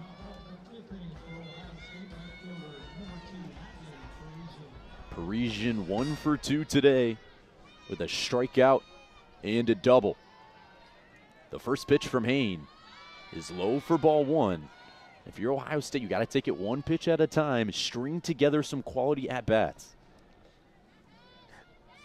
One of the hardest things to do is to get that first base runner, because as a hitter, it feels like, you know, this entire game, you know, it's getting out of hand. I have to do everything myself. But the best teams, the best offenses understand that it is a 1 at-bat game. Everything has to go 1 at-bat after another. And especially when you have the top of the lineup up, it's the perfect time to implement that approach.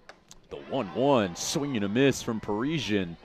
She can't lay off the high cheese. 1-2-2 now. And that's why they say leadoff walks kill you. Aaron Hain trying to limit that right now. The 1-2 to Parisian is on the ground and through into right field for a base hit. Parisian's second hit of the ball game. And Ohio State gets that coveted leadoff base runner. It just puts you in so much of a better spot because you're forcing the defense to stay honest. You have a runner who, you know, if you get a ball in the gap, could score. It opens up so much more of your offense than I think people realize. Here's Abby Wilhelm with a runner on first. Takes strike 1 on the outside corner. She's 1 for 2 today with a base hit. The transfer from Missouri, who's completely transformed her career, only started 5 games for Missouri last season, now a complete full-time starter as she takes strike 2, the same spot from Hain, some paint, makes it 0-2. For those of you who don't know, the SEC is to college softball what the SEC was to college football about 5 years ago. They are the powerhouse programs in this sport. So you can get a few transfers who maybe don't start their first 2 seasons, trying to come down, start a few games as upperclassmen. Ohio State has 2 of them starting today. It's very valuable. As Wilhelm puts a drive into it, center field. Conway looking up, and that ball is gone. A 2-run blast from Abby Wilhelm. And all of a sudden, Ohio State's within 2. It's 7-5 Michigan here in the 5th inning. 4 is not a big enough margin to keep Ohio State out of this game. You know that power stroke is going to come back. And Abby Wilhelm puts her 15th home run of the season over the fence. She's got some pop. And another 2-strike home run for Ohio State. As the umpire will call time, Sammy Buick will step into the box for the Buckeyes, and she had a 2-run blast the last time she was up at the plate. 7-5 Michigan. The pitch fouled off in the dugout screen down the left field line.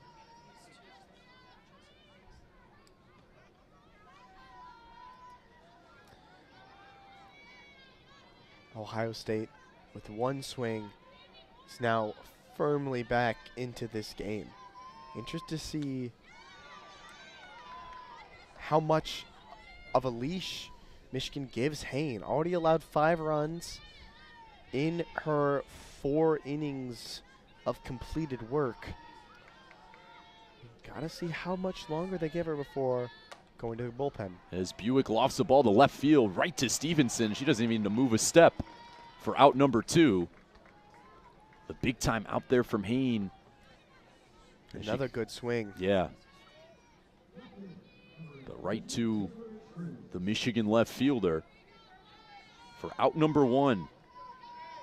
And that will bring up Taylor Cruz. And that misses for ball 1. Cruz has already beat up Hayne today. 2 hits, a double, and a home run. Haynes done, she's struggled with limiting the power of Ohio State tonight as Cruz pops it up foul and out of that stadium. Seen an event team worker hustle over there for that ball. 1-1 to Cruz, who leads this team in home runs, 16 of them. As she takes that off speed in there for a strike, it's 1-2. What do you do after, someone's on time but just misses a pitch? You throw a changeup, hang it a little bit, but still get that pitch over. As Kumar ducks under that foul ball down the left field line. Count remains 1-2. Cruz, a tough out. Batting .350 this year. We know what she gives on the power side. 25 extra base hits this season. She waits, and that hits her on the left elbow. Luckily, she has that elbow guard. However, a 1-out base runner, the hit by pitch by Hayne. Erin Hayne just not having the answer right now. She gets good counts on hitters, 1-2 count, and the ball leaves. It's a home run. Another 1-2 count, and you lose a pitcher on a wild pitch. As a pitcher, that's something you fully control. You can't expect to be able to control what a hitter does, but a hit by pitch, that's on you. Yeah, still no action in the bullpen yet for Michigan. They do a little quick mound visit by the infielders. Kiki Estrada up at the plate for Ohio State. Runner on first, 1 out. Michigan still holds a 7-5 lead here in the top of the 5th inning. This is WCBN Sport coverage of Michigan softball. I'm Josh Samuelson, joined alongside Jack Dillon. Haynes' first pitch is low and outside for ball 1.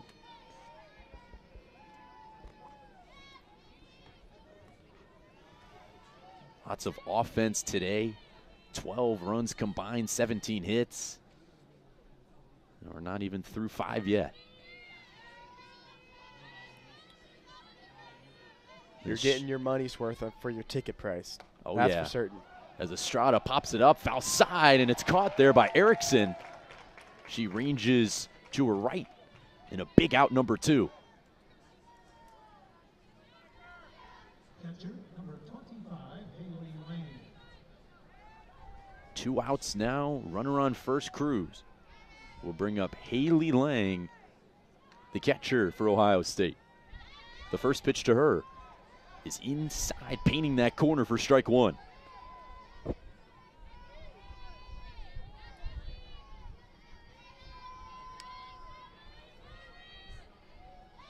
Lang 0 for 2, a fly out and a ground out has been limited tonight.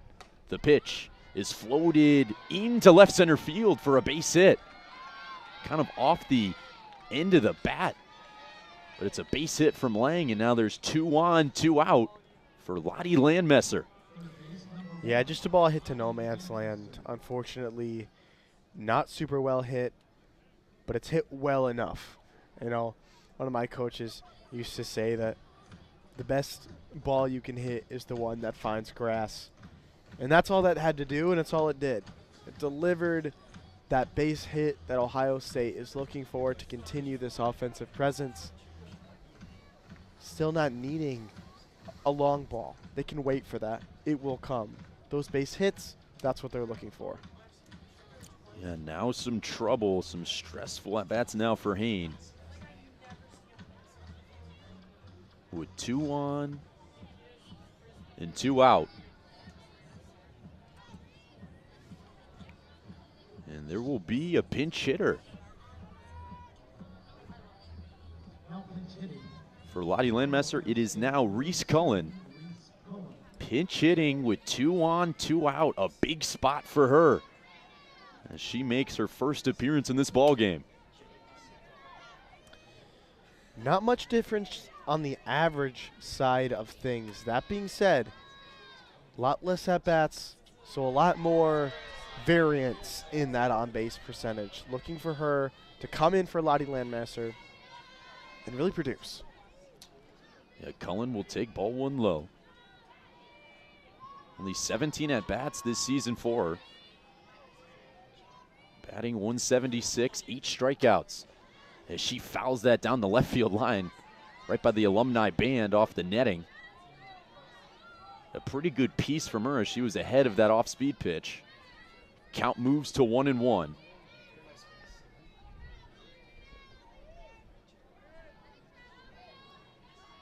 Cullen 6 foot from Barrington, Illinois. The pitch to her is low for ball 2. At hitter's count, now so dangerous. Here with a runner in scoring position in Ohio State with the go-ahead run at the plate in the 5th inning. Hain gets the sign. She sets. She delivers. A nice pitch on the corner for strike 2. Fantastic pitch to get yourself to a 2-2 count.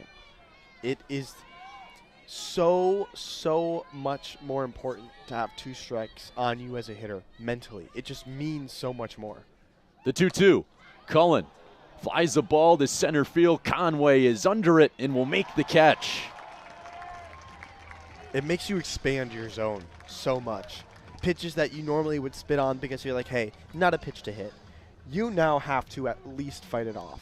Get so many more strikeouts, not just because, so many more swings and misses, not just because, you know, it's a good pitch, but because it's threatening that called strike 3.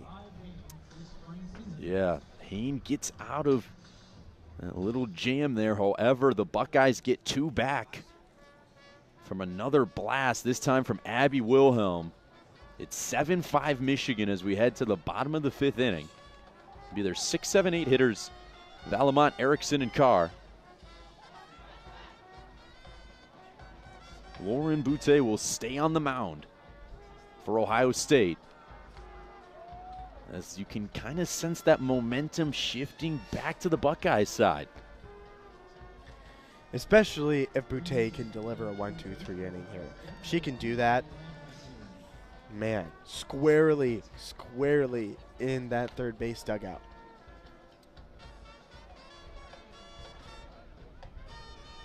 Yes, yeah, Butte last year was named to the Big Ten All-Freshman team, where she had 21 wins, tied for the most ever by a freshman in program history.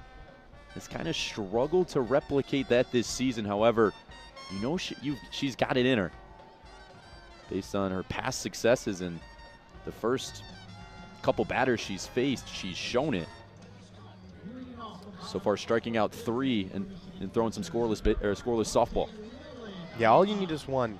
You need 1 at bat. Maybe it's even 1 pitch to get your season back in line. It doesn't take much, especially with how good these players already are. The first pitch there to Valamont is inside for ball 1. Valamont 0 for 2 today. A strikeout, and she reached on an error by the shortstop Wilhelm. Kind of sparked that 3rd inning rally from the Wolverines. Butte's 1-0 delivery is fouled away out of the stadium.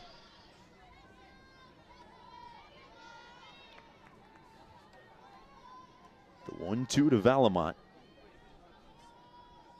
The great defensive catcher threw out her 7th runner of the season just a couple innings ago. She waits on the 1-1. And that misses high, says the home plate umpire. 2-1 count now to Valamont. Hitters count.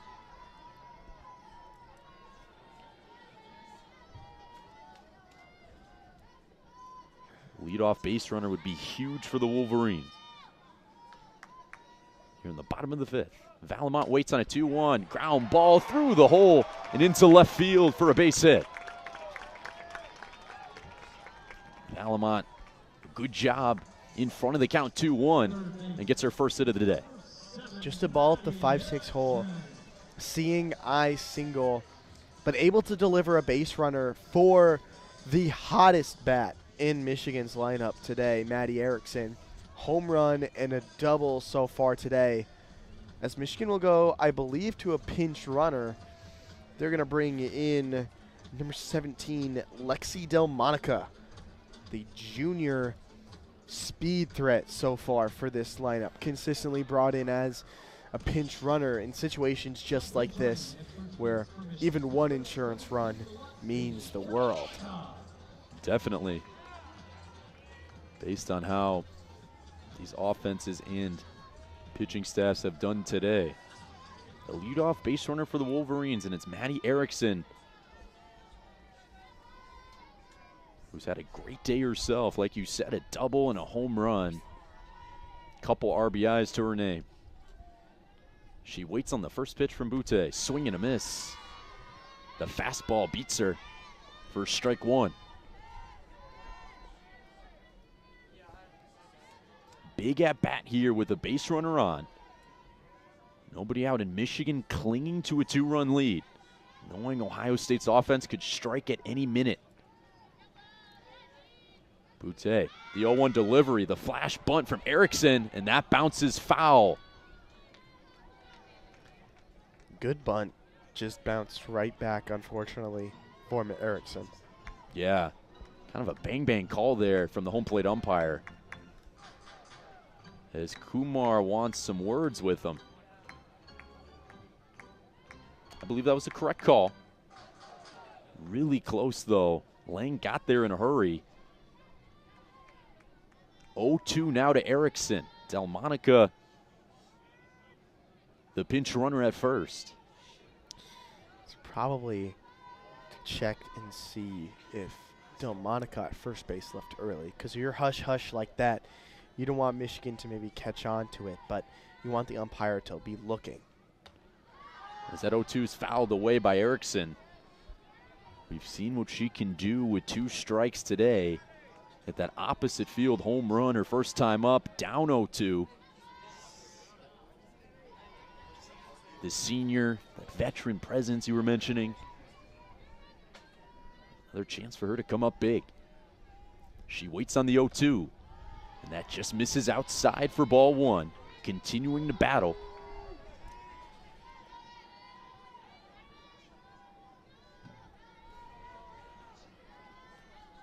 Butte resets.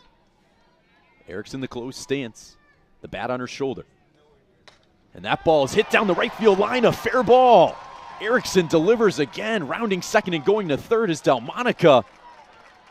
A base hit for Maddie Erickson, her 3rd hit of the ball game. Wolverines have runners at the corners with nobody out here in the bottom of the 5th inning. Just sneaking on the inside of that right field line. Barely fair, but it looks pretty on the score sheet. Maddie Erickson stepping on first base there as Delmonica makes her way to 3rd. Wolverines again threatening. As Bonnie Thole once again goes to that scorecard, as I think we'll see another pinch runner today, number 16, Cece Thorington. Sophomore coming in for Maddie Erickson as she attempts Bonnie Thole emptying the bench here to really try to capitalize on these 2 leadoff base runners for the Wolverines. Yeah, and get some insurance here. Only up by 2.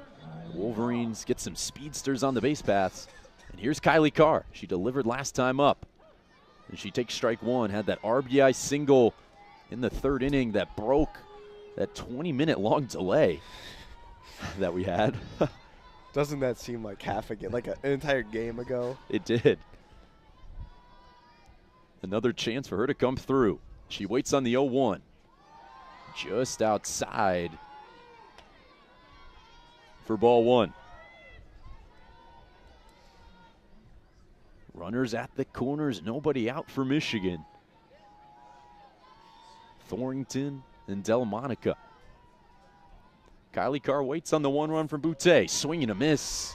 The fastball by her. And she's down 1-2. But going back to Erickson, another 2-strike hit from her. The count just has not seemed to bother her today. Not at all. She is just so locked in pitch to pitch. It's beautiful to watch. The 1-2 to Carr. Catches the outside corner, strike three. She gets rung up for the first out of the inning. A big-time strikeout there from Boutte. Her third of the ball game. And that will bring up Janelle Alakwa. That did not look like a strike from the press box. I just hit the Danny Hurley in reaction. That was an interesting call, especially for strike three. And Alakwa a little behind on that first pitch for strike one. She's 1 for 2 with an RBI single.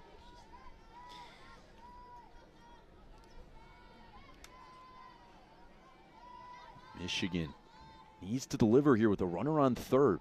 1 out. The pitch. Misses outside for ball one. To Alakwa.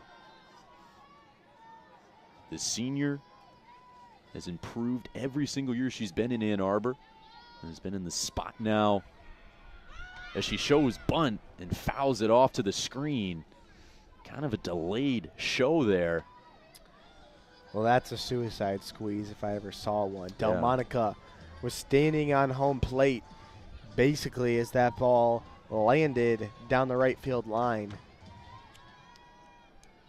Bonnie Thole going into her bag of tricks, trying to play a little small ball here. Being aggressive. The 1-2 to Alakwa. Takes it high. Thornton will swipe second base. First and third pressure just to keep that middle infield back a little bit after bunting. Not really seeming to matter as Ohio State is content with letting that runner get to second base. Alakwa here, the 2-2.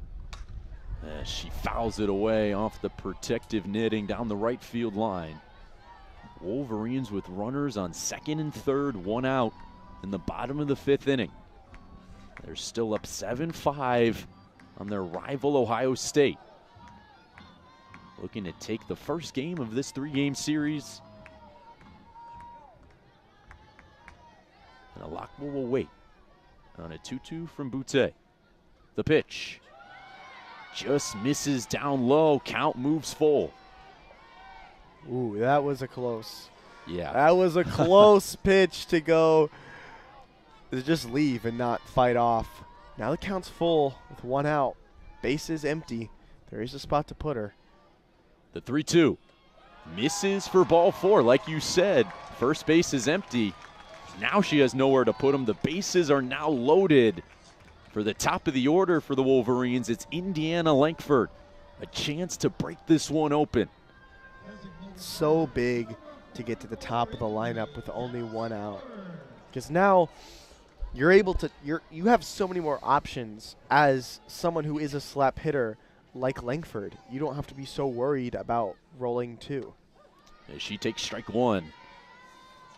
I shouldn't say less worried. That's what you have to be more worried about. But you don't have to be worried about, you know, that play at home being so essential. You're able to pull the ball away. The pitch to Lankford is the same spot, same result, strike 2. Boutte not afraid of the moment. 2 pitches right down the middle, and Lankford's down 0-2 with the bases loaded, 1 out. Michigan's got to come through here. Lankford waits on an 0-2, and that ball's high. 1-2 count now. Veteran presence. See if the seniors can come up once again for the maize and blue. Langford, the close stance. The 1-2 lays off of it. Count even at 2 now. Langford 1 for 3 today with a single back in the first inning. That was a great pitch. It was just a little bit higher than the 2 pitches just previously called strikes. Exactly the spot you want to be. Try to see if Langford will extend the strike. The 2-2, the grounder, the backhand swipe to home. Wilhelm, safe. The catcher, Lang, was off the bag. And Delmonica slides in and scores. We're going to take a look at that. Yes, Kumar comes right down the line. And admittedly so, I thought there was no way that was not a force out. I totally agree. Like, I believe the catcher, Lang, was on the bag. The ball beat her. Wilhelm with a nice throw there from shortstop. Beat the runner, Delmonica. And you saw Kumar fuming out of the dugout with the headset motion by her head. As the play is under review. As it stands as called, Langford the grounder to Wilhelm. As Wilhelm went home, Delmonica beat the tag. However, Kumar wants a challenge in a review of this play. The issue is that it's not a tag. It's a force out. Oh my, she might have been off the bag. She might have slipped. We're watching the review from the press box on the big screen, and it looks like her toe is off the back side of the bag. It is going to be close, but the call on the field being safe is definitely a big deal. A big deal because you must have irrefutable evidence to overturn it. And so if they don't have a camera angle of, of the Ohio State backstop Haley Lang with her foot on the bag, like if you don't have a center field camera angle, you really can't overturn it. Yeah. It's a hard burden. Yeah, we got a tough angle out here. I'm looking at the left field scoreboard. The scoreboard's not that big, so kind of tough to see like when that foot comes off the bag. The throw clearly beats Delmonica. So this would be a blunder from Ohio State if this call stands. It would be the 3rd error on the Buckeyes today. Yeah. Kind of, I mean, defensive mistakes that have caught up to them. I mean, again, if this run does stand, you'd be looking at a couple plays that have really changed where this game is going. It's completely changed the outcome of this game because it's, 3 extra runs that the Michigan offense gets to hang on the scoreboard. And you really, I mean, it would be the difference in this game. Otherwise, we would still be tied. So, and that's kind of been a thorn in the side of Ohio State all year. And a 95% fielding percentage is bottom in the Big Ten.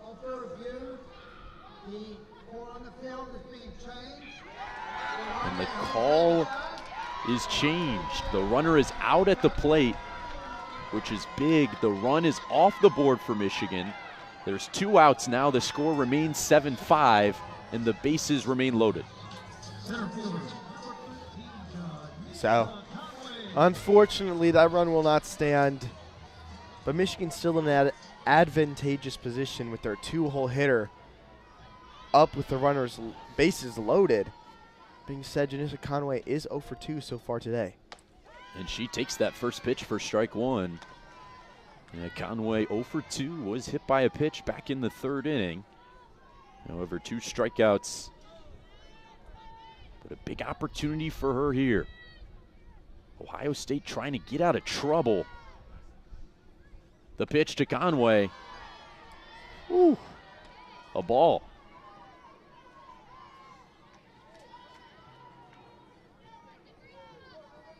Michigan got 2 runners on with nobody out, runners at the corners, but have yet to cash it in. Conway a chance to do it. The 1-1 is driven out to left center field. But there, having a beat on it is Cruz. She makes the catch, and Ohio State scathes by here in the bottom of the 5th inning. No runs allowed, and they get their offense back on the field, down 7-5 as we enter the top of the 6th inning. Yeah, ball hit to the opposite side for Conway, just hanging up in the wind a little bit. You know, anyone going into that left field side is going to be fighting the wind, and Conway just found out the hard way. You know, ball hangs up, struck well, but left fielder has to make just a few steps to get under it and put away that inning. New pitcher for the Wolverines, I do believe that is Grayson LaMarche. No. Haley Ferguson is on the mound. The sophomore hurler takes over for Aaron Hain, who had a pretty good day, 5 innings. Gave up 9 hits, 5 runs, however 4 strikeouts, and limited the damage to an Ohio State team that's been hot as of late. And now Ferguson is tasked to pitch these last 2 innings for Michigan.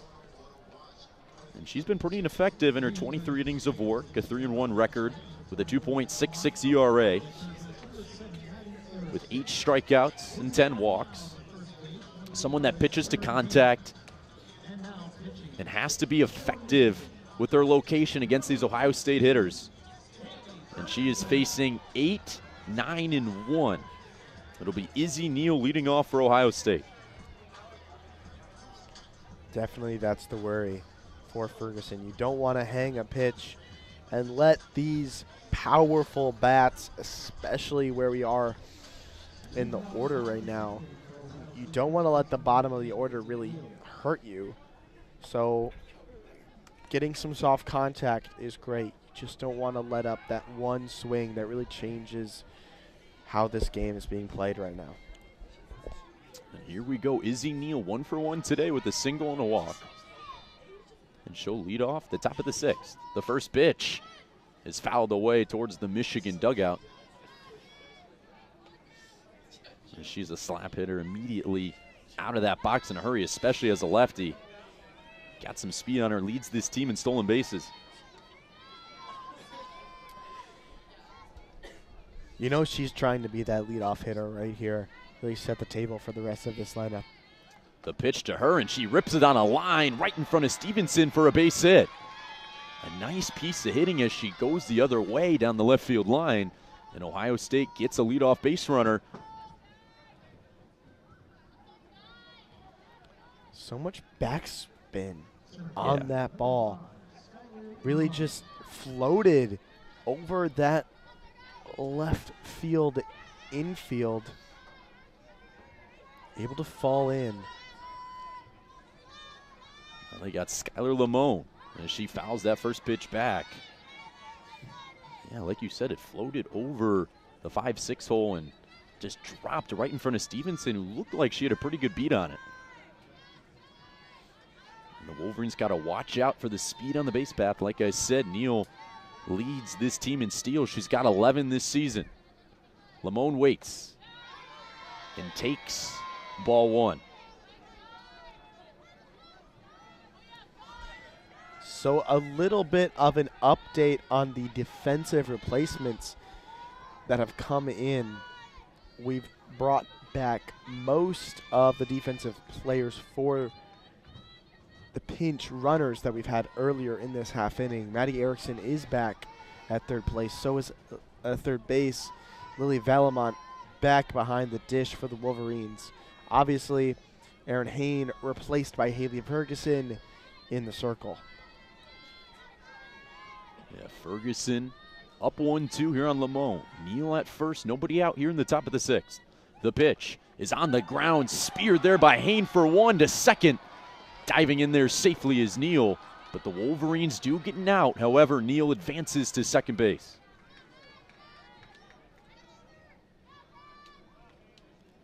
Being able to have a pitcher who can just slide over to play third base is so valuable, because you just have so much more coherence across innings. Same people on the field, It's a lot easier. And here's Hadley Parisian, the top of the order for Ohio State. The first pitch is fouled down the right field line on the ground.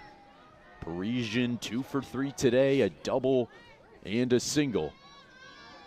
Ferguson facing the top of this Ohio State order, which has been where the meat of their hits and runs have come today. Their top 4 hitters have a combined 7 hits. Parisian waits, grounds it, a diving stop by Hain, gets the force out at first, the play at third, got her! A double play from Hain, she stepped on first, threw it to third, they caught Izzy Neal being a little too aggressive, and a double play for Michigan. Unfortunately, I think this one will also get looked at. Kumar was once again, she's looking at it from the third base dugout. Immediately puts her hands to her ears, trying to get this looked at. But another great play by Hain coming from the circle to then first base and has made 2 diving plays. And a nice heads-up throw there to third, catching Neal being a little too aggressive, rounding third base. Even if, hey, like you said, this play is under review.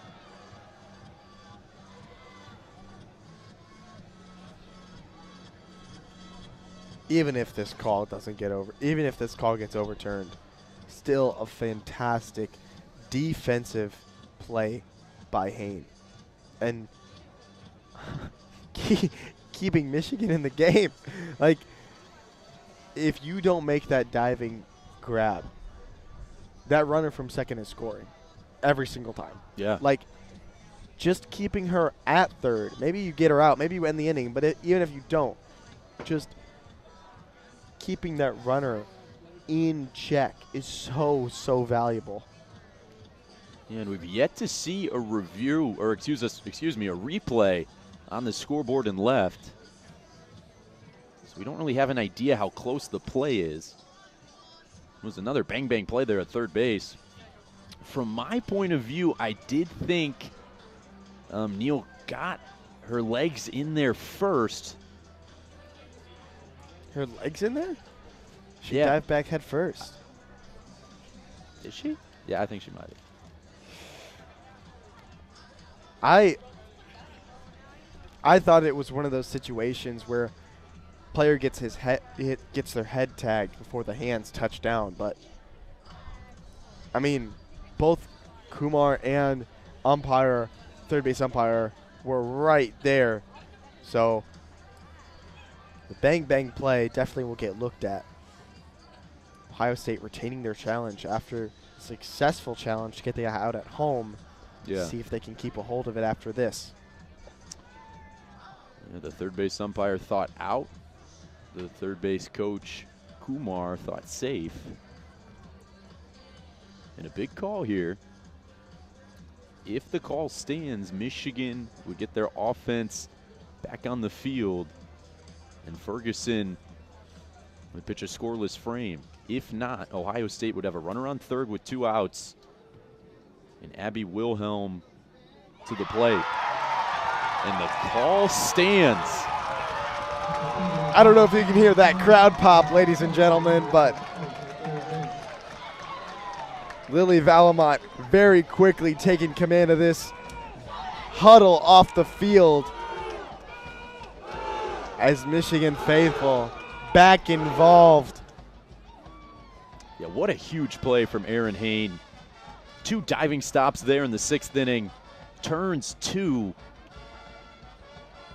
And she steps on first, goes to third, catches Neal being a little too aggressive, and Michigan back in the driver's seat here in the bottom of the 6th inning, up 7-5, and have their 3, 4, 5 hitters coming to the plate.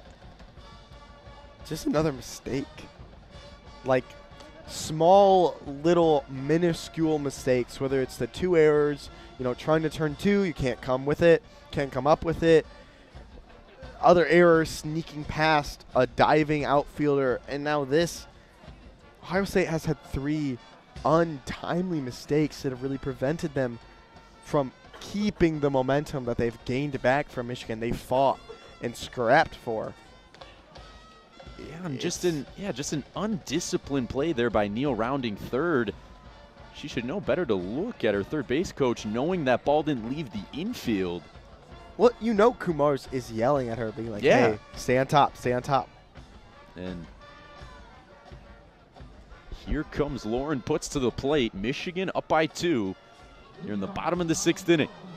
This is WCBN Sport coverage of Michigan softball. The first of 3 between Michigan and Ohio State. A month away from the Big Ten tournament. These teams in the mid-season point. Putz swing and a miss on the first pitch there from Boutte.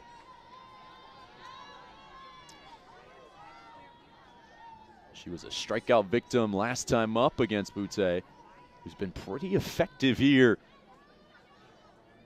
throwing 2 2/3 of scoreless ball. The pitch is fouled away and out of the stadium. Count moves to 0-2. Putz being attacked up in the zone. A couple pitches now, both at bats against Boutte. She's really challenged her above her hands. See if Putz can stay under that in this next pitch.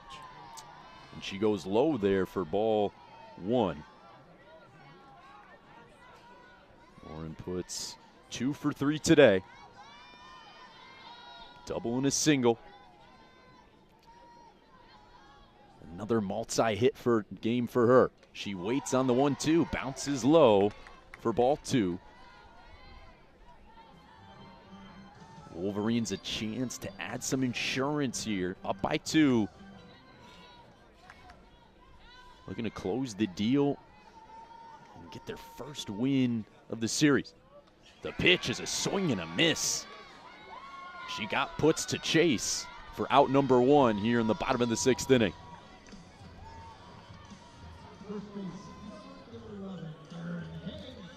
Boutte's had her number here tonight. That's 2 strikeouts. It's Boutte's 5th, excuse me. And that will bring up Erin Hain. Hain waits on the first pitch, and it misses low for ball 1. Boutte just keeps attacking this top of the lineup. Bottom has had much more success against her. Seemed like this Michigan top of the order has not come to play so far today. See if we can switch that around. Yeah, same spot, same result, ball 2. And yeah, 3 innings of scoreless ball for Boutte.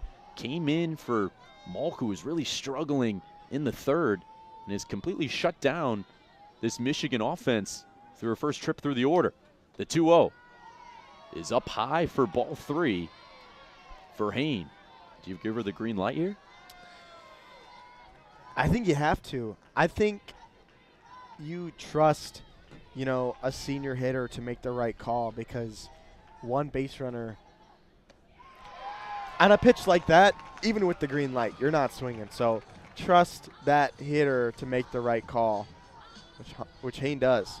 Yeah, good discipline there at the plate. Her 7th walk of the year, in Michigan with an 1-out base runner. And that will bring up Ella Stevenson.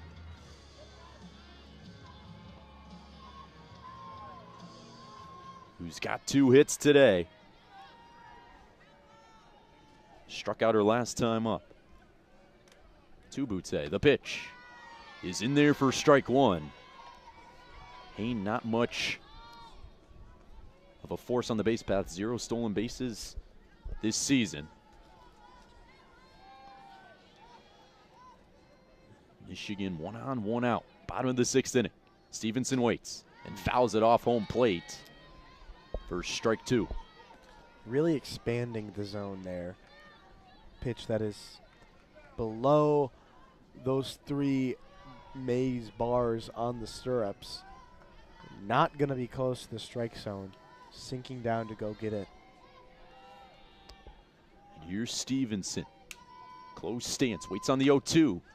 And a nice piece to stay alive there, but chases again on Boutte's 0-2 offering. Has done a good job of getting these Wolverines to chase. And she's someone who doesn't get a lot of strikeouts.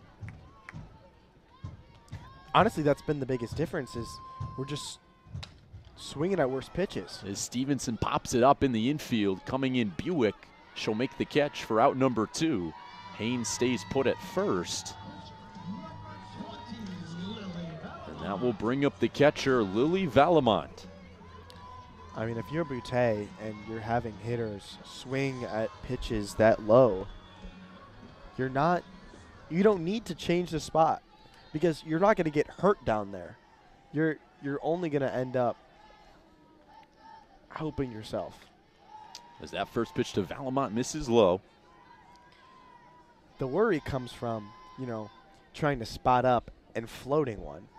But if you expand the zone and you keep throwing pitches into the river a little bit away from the strike zone, it's so much harder to get hurt. As that ball misses again, 2-0 to Valamont, who's 1 for 3 today with a single. She reached on an error and a strikeout.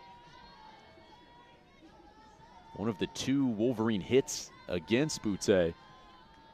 And she's up in the count 2-0. The pitch is on a line and through into left field for a base hit. Her second of the ball game. Wolverines with 2 on, 2 out in the bottom of the 6th inning. And the senior Erickson stepping up to the plate.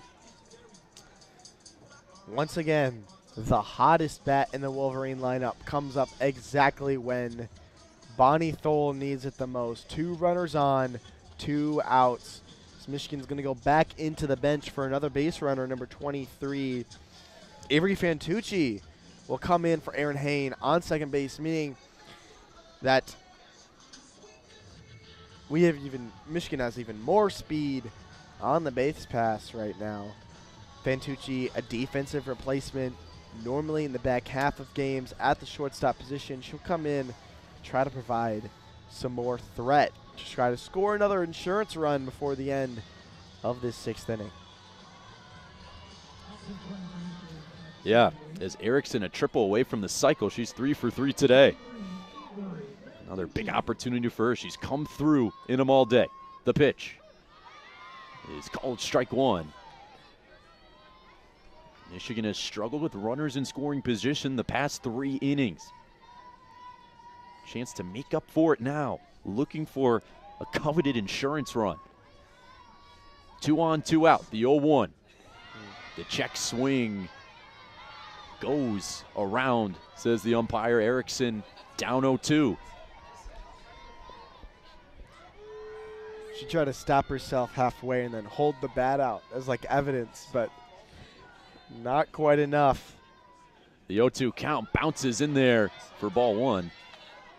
Boutte going back to that off speed. Yeah, going back to that check swing. The evidence was all there. She was guilty. Unfortunately. She's battling back now, down 0-2 again. Another 2-strike hit in her. Misses for ball 1. Like I said, she's had 2 of her 3 hits have been down 2 strikes. She's down 1-2 again. 2 on, 2 out. She waits on the 1-2. And that misses low. It bounces near home plate. She's coming back in the count. We're squared at 2.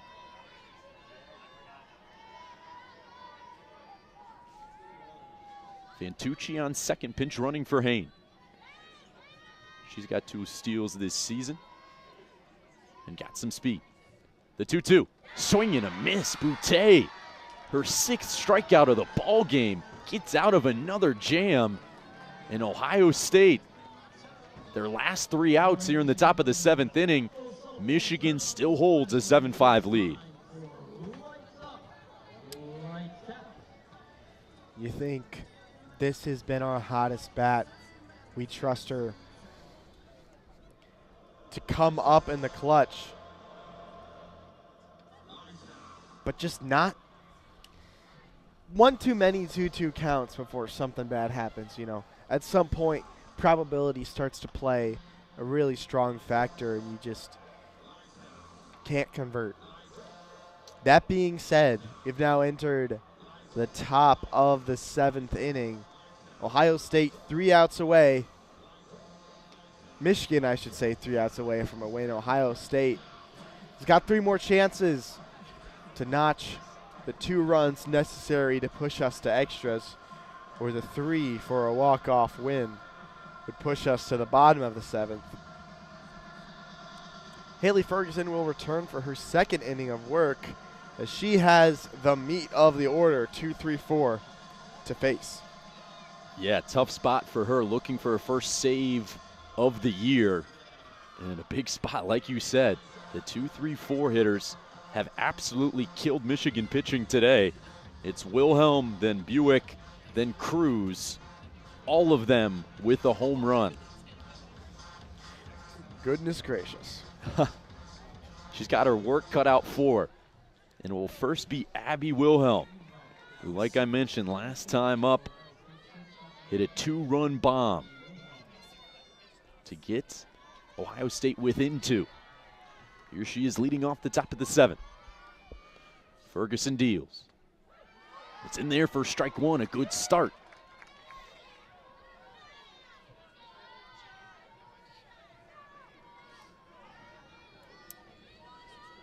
Ferguson starting off that at-bat with a changeup. A little bit of a get-me-over, but just trying to get ahead in the count. And Wilhelm will take it low for ball 1. Seeing that approach from the Buckeyes back in the box. Wilhelm, a very disciplined hitter, 2nd on the team in walks with 26. Someone who's selective at the plate. And she'll take ball 2. Hitters count now.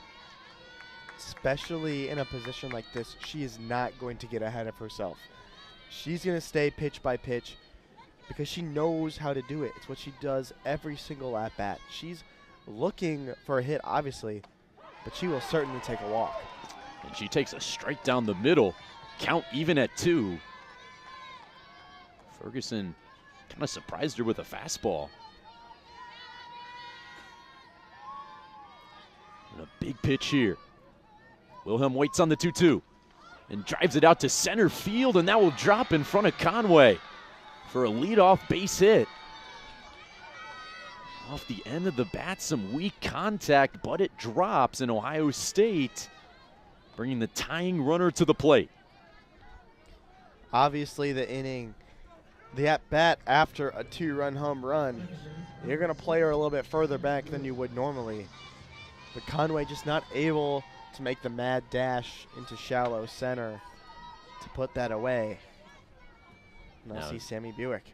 Yeah. And she'll take it outside for ball 1.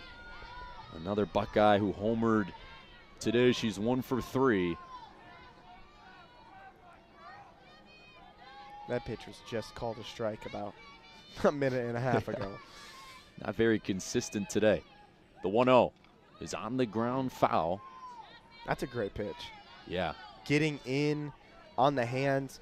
Buick a little bit of a wider stance, so she's a bit more susceptible to a pitch that is inside. You have to move a lot more. It's not tight and spinny. That being said, still a great spot, forcing her to fight it off. The 1-1 to Buick. Cocks the back on the right shoulder, and she's late. Foul tip into the glove for strike 2. Ferguson going right at her with the fastball, and she's ahead. Would be a big strikeout here. Same exact thing, just up and in, forcing her to come catch it.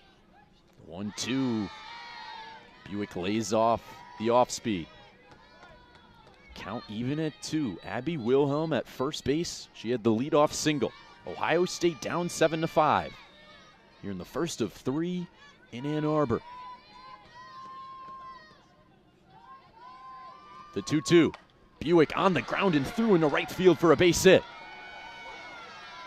2 on now, nobody out. Back-to-back singles for Ohio State as Taylor Cruz will come to the plate.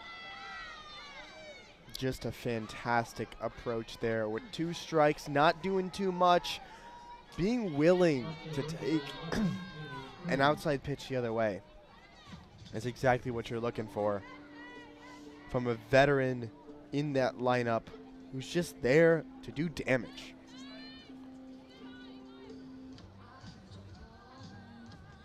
Yeah, and Taylor Cruz, not someone you want to see at the plate. She's 2 for 2 today with a homer, a double, and a hit by pitch, but she's been red hot the past couple weeks. And a chance now to get Ohio State back in the game. They're down by 2, but the go-ahead run to the plate. Ferguson's got to be careful. Doesn't want Cruz to replicate what she did in the first inning. The pitch to her is in there for strike 1. It's good to get ahead here. Nice by Ferguson.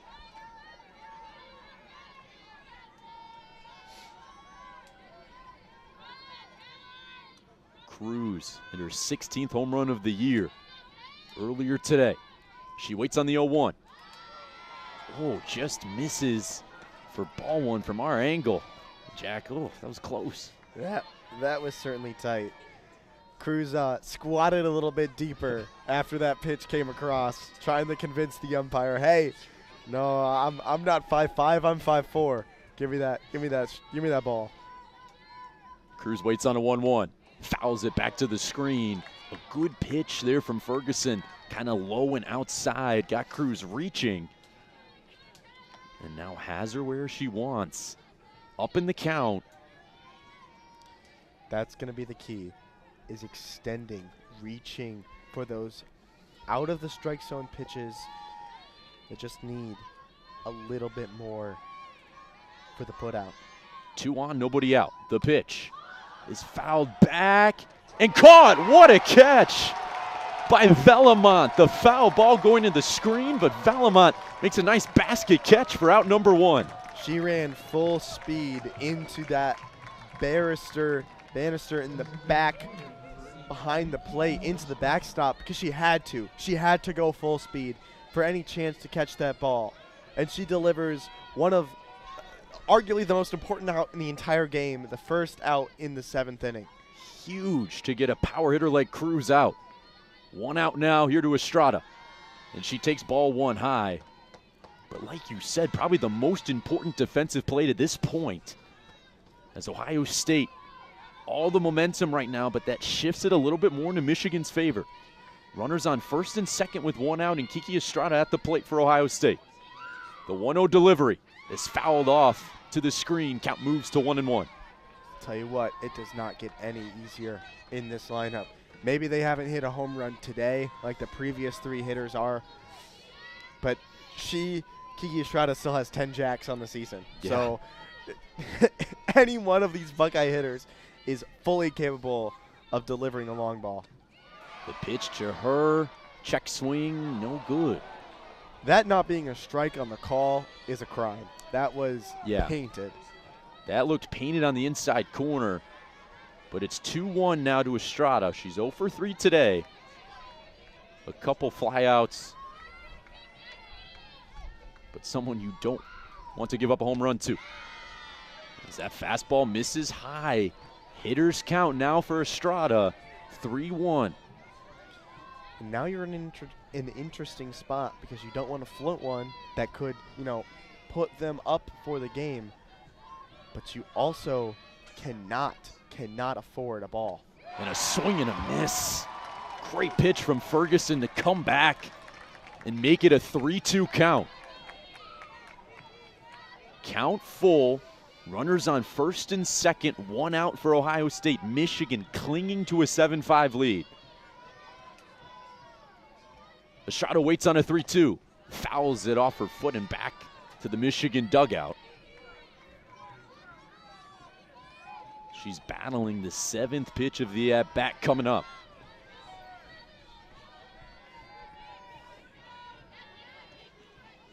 And another pressured-packed at-bat for both of these teams. Estrada the open stance. The 3-2 is driven to right field, puts over her head and off the wall.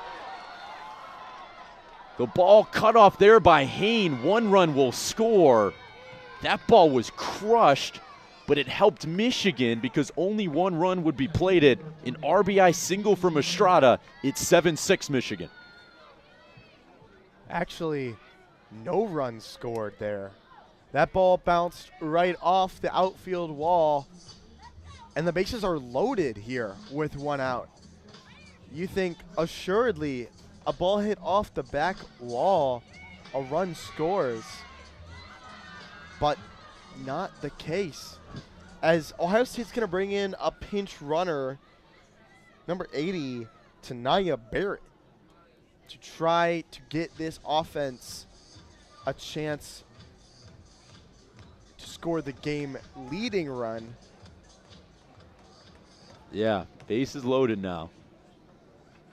We're going to take a look at something. We're looking to see if the runner is safer out at second base. We're sorry for the microphone difficulties. The Big Ten umpires don't have good mics right now. However, what we're looking at is whether or not the runner on second base left early on the pitch. Oftentimes in crucial situations like this, if a coach still has their coach's challenge, they'll ask the umpires to take a look at this because it's a really easy way to get a ticky-tacky out. But Bonnie Thole is going to call it in here, see if the leading runner on second left early. Obviously, you're not allowed to leave early on a pitch. You're not allowed to leave the base before the pitch is released from the pitcher's hand. Yeah. So that's what we'll take a look at here. Yeah, still 7-5 here. That ball was scorched off the bat of Estrada, which kept Ohio State from advancing and scoring. So the bases are loaded with one out here in the top of the 7th inning. Just do not think she left early. It may be the case, but I do not think so. Yeah, it looked like her foot was still on second base. Yeah. Like we were saying, it's not about getting the out. It's about using your challenge, maybe getting the out if possible. We're waiting on the call. Now Michigan likely using that to get a bit more time to get a arm in the pen hot, as Bonnie Thole will have a little meeting in the circle. Defensive coach talking to their battery, pitching coach talking to the battery as Bonnie Thole talks to her infielders.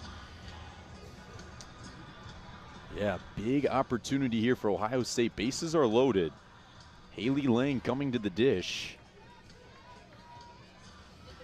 Giving some high fives and some pep talk there to Ferguson, who's trying to navigate the Wolverines through this. Benny Thole will roll with Ferguson. And she needs 2 more outs to complete a 2-inning save. And the backstop, Haley Lang up to the plate. She singled her last time up. An open stance, back cocked, almost horizontal. The pitch is low for ball 1.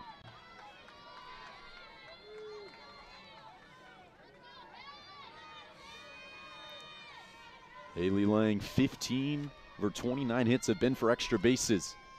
No better time to do it now. The 1-0 is hit to right field, over, puts his head, and off the base of the wall. That ball leaks away from Putz, rounding third and scoring are the Buckeyes. A bases clearing triple for Haley Lang gives Ohio State an 8-7 lead. And that, my friends, is why you use pinch runners, because Barrett was absolutely flying around third on a pitch that probably Lauren Putz just cannot get up to. Yet that being said, sneaks away from her, and now we'll have 3 runs scored. Umpire probably asking them to just like stay in the dugout a little bit. Settle down. As half of the Buckeyes team came out to celebrate. Not allowed to do that, I don't believe, in college softball. That being said, there'll be no penalty for the Buckeyes as they're now leading this game 8-7. Yeah, big time hit there from Lang. An opposite field triple as that ball was bashed, went off the wall hard, kind of leaked away from puts, allowing those 3 runners to score, and Lang advancing to third base.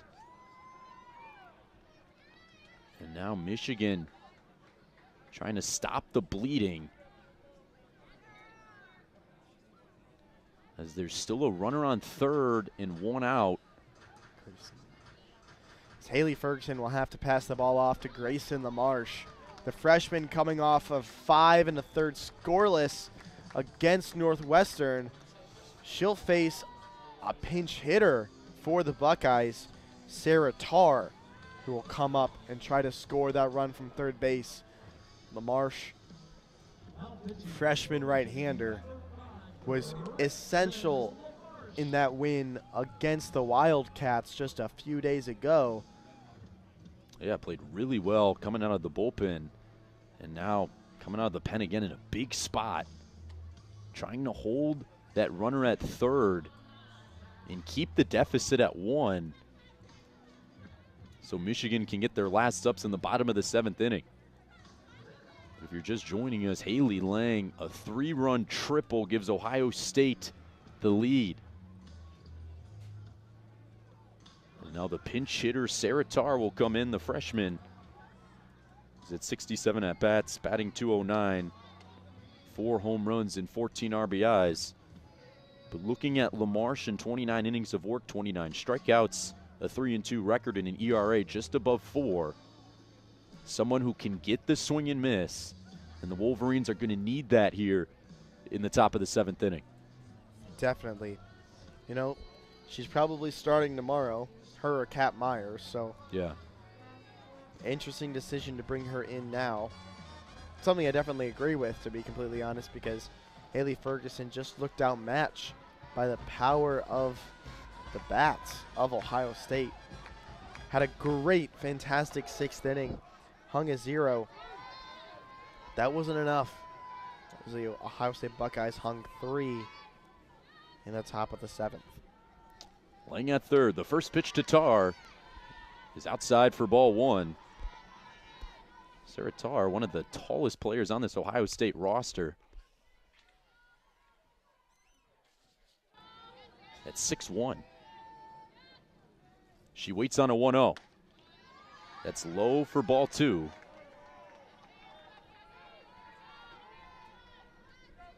If you're LaMarche, gotta find the zone here. Does have first base open, but Tarr only a .209 hitter this season. The 2-0 is on the ground, third base side. Nice snag by Erickson. She'll throw it over for Hain for the 2nd out of the inning. Great defensive play for Maddie. Just ranging up with her backhand. Picked that ball beautifully. Took a check to third base. See if Haley Lang made another mistake at third base. That being said, she did not. Michigan only able to get 1. And here's Izzy Neal. 2 for 2 today with a walk.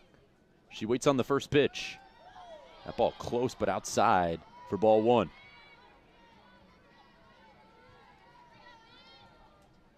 As the sun sets, completely dark here in Ann Arbor, a little bit of sunset light sparks through. However, 8:41, pretty late here.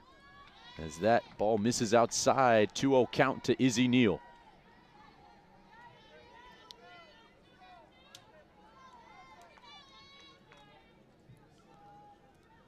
LaMarche, a big spot here. Trying to hold that runner at third, keep this a 1-run game. The 2-0 is a foul tip that leaks into fair territory for strike 1. One just seemed to bounce off Lily Valamont behind the dish. Grayson LaMarche trying to deliver for the Wolverines here. Open stance from Neal. The 2-1, a wave and a miss. Strike 2. Nice off speed Gets Neal swinging, count 2-2. A big pitch coming from LaMarche. 8-7 Ohio State, runner on third with 2 outs. Izzy Neal will wait on a 2-2 from LaMarche. The pitch is bounced to second base. Nice play, Alakwa gets the runner Neal for out number 3. Michigan down to their last ups, 3 outs remaining, as Ohio State holds an 8-7 lead as we head to the bottom of the 7th inning. Speaking of the bottom of the 7th, it'll be the bottom of the lineup for the Wolverines, as freshman Kylie Carr will lead off this game. She's 1 for 3 so far, then followed by Alakwa in Langford. They'll try to scratch at least 1 across for the Wolverines. Get us playing some free softball. Oh yeah, 8-9 and 1 up for the Wolverines. Lauren Boutte will stay in the circle for the Buckeyes.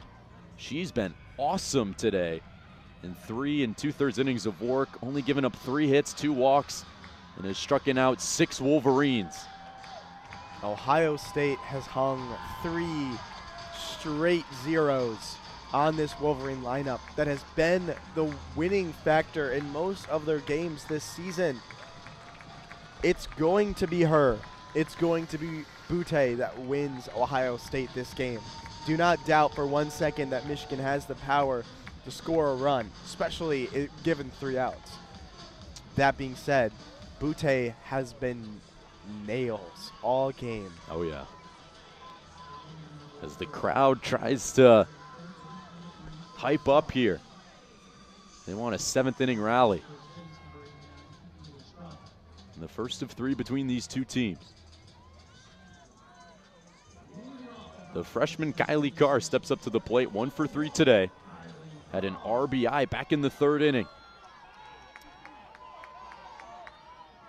The first pitch here from Boutte is outside for ball 1. A good start as the Wolverines need to get that base runner so they can get the go-ahead run to the plate.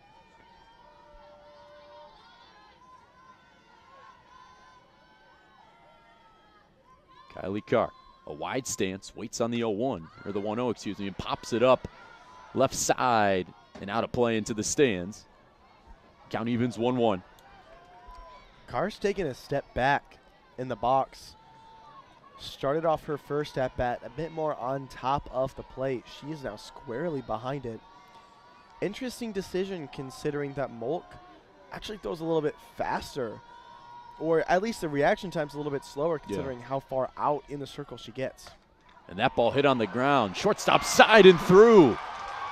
Wilhelm misses the backhand, and the Wolverines get a leadoff base runner here in the bottom of the 7th inning.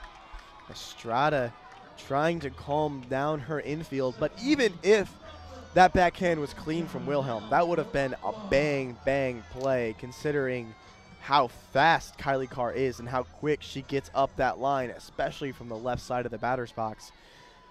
That being said, getting no contact on it whatsoever, not a great look. They do call it a hit, though. The pitch to Janelle Aqua, she squares bunt and fouls it back. Bonnie Thole telling this Ohio State defense that she's playing for 1 right now this inning. She wants Kylie Carr on second base for Indiana Langford in the top of this order. Gonna try to get a runner in scoring position. Janelle Aqua. 1 for 2 today with a single and a walk. The first pitch to her, the second pitch to her is fouled away into the seats and down the right field line. 0-2 count now to Alakwa. Michigan hasn't really been able to get a bunt down all day. I'm just now thinking back. At least 3 times they've tried to square, not gotten it down once. Now down 0-2 Alakwa. Swing and a miss. The fastball above the zone gets her the 7th strikeout for Boutte. And now the lineup shifts to the top. It's Indiana Langford with 1 on and 1 out. 1 for 4 today. And a single in the first, a ground out, and a couple fielders' choices. Kylie Carr at first. The pitch to Langford. She squares bunt, lays it down successfully, and beats it out as the third baseman, Sarah Tarr, struggles with it. 2 on, 1 out now for the Wolverines. Finally, the first successful bunt of the day for Michigan. Yeah, one of the underestimated portions of bringing in a pinch hitter is, hey, they got to play defense next inning, and that's exactly what just happened right there. Sarah Tarr, fresh off the bench. She's been sitting down in front of the space heater for about 2 hours. Now she's got to play the hardest position in softball. That hot corner against, you know, a premier on-base bunter, and she just can't come up with it. Michigan's going to have a pinch runner here as well to try to capitalize on this, as Megan Beamer is going to come in for Kylie Carr on second base. Janissa Conway up to the bat now, trying to score that pinch runner now on second. The winning run at first. Ohio State up 8-7. Conway steps into the box. The pitch is driven right field, way back and way gone. A walk-off bomb from Janessa Conway, and Michigan wins over Ohio State. I don't care if you are 0 for 4. If you are at the plate, you can go deep at any time.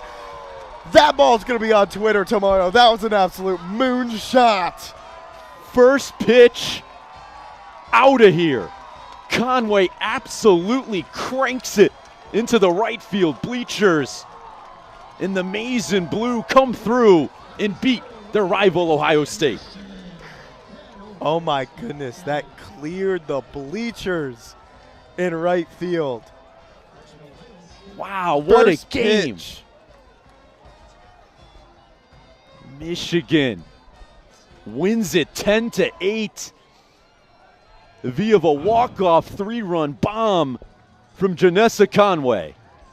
You know what? The alumni band, which it's fantastic we got the band at a softball game, just saying, but they started playing Hail to the Victors right before Janissa Conway stepped up to the plate.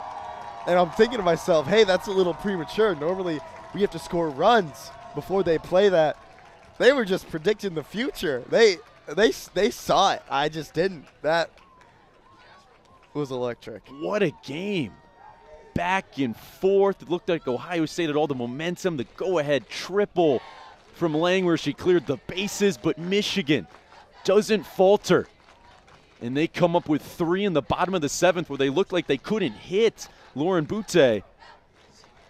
But Janessa Conway breaks through in a big-time way, her first hit of the game, and it was the most important one. A 3-run shot that was absolutely blasted. I wish we had a TrackMan on it, because that one was over 300 feet. That ball was a moonshot. That ball was demolished. But it wouldn't have mattered if not for the 2 Michigan base runners who were already standing, you know, on base for that game-winning home run. Michigan's down by 1.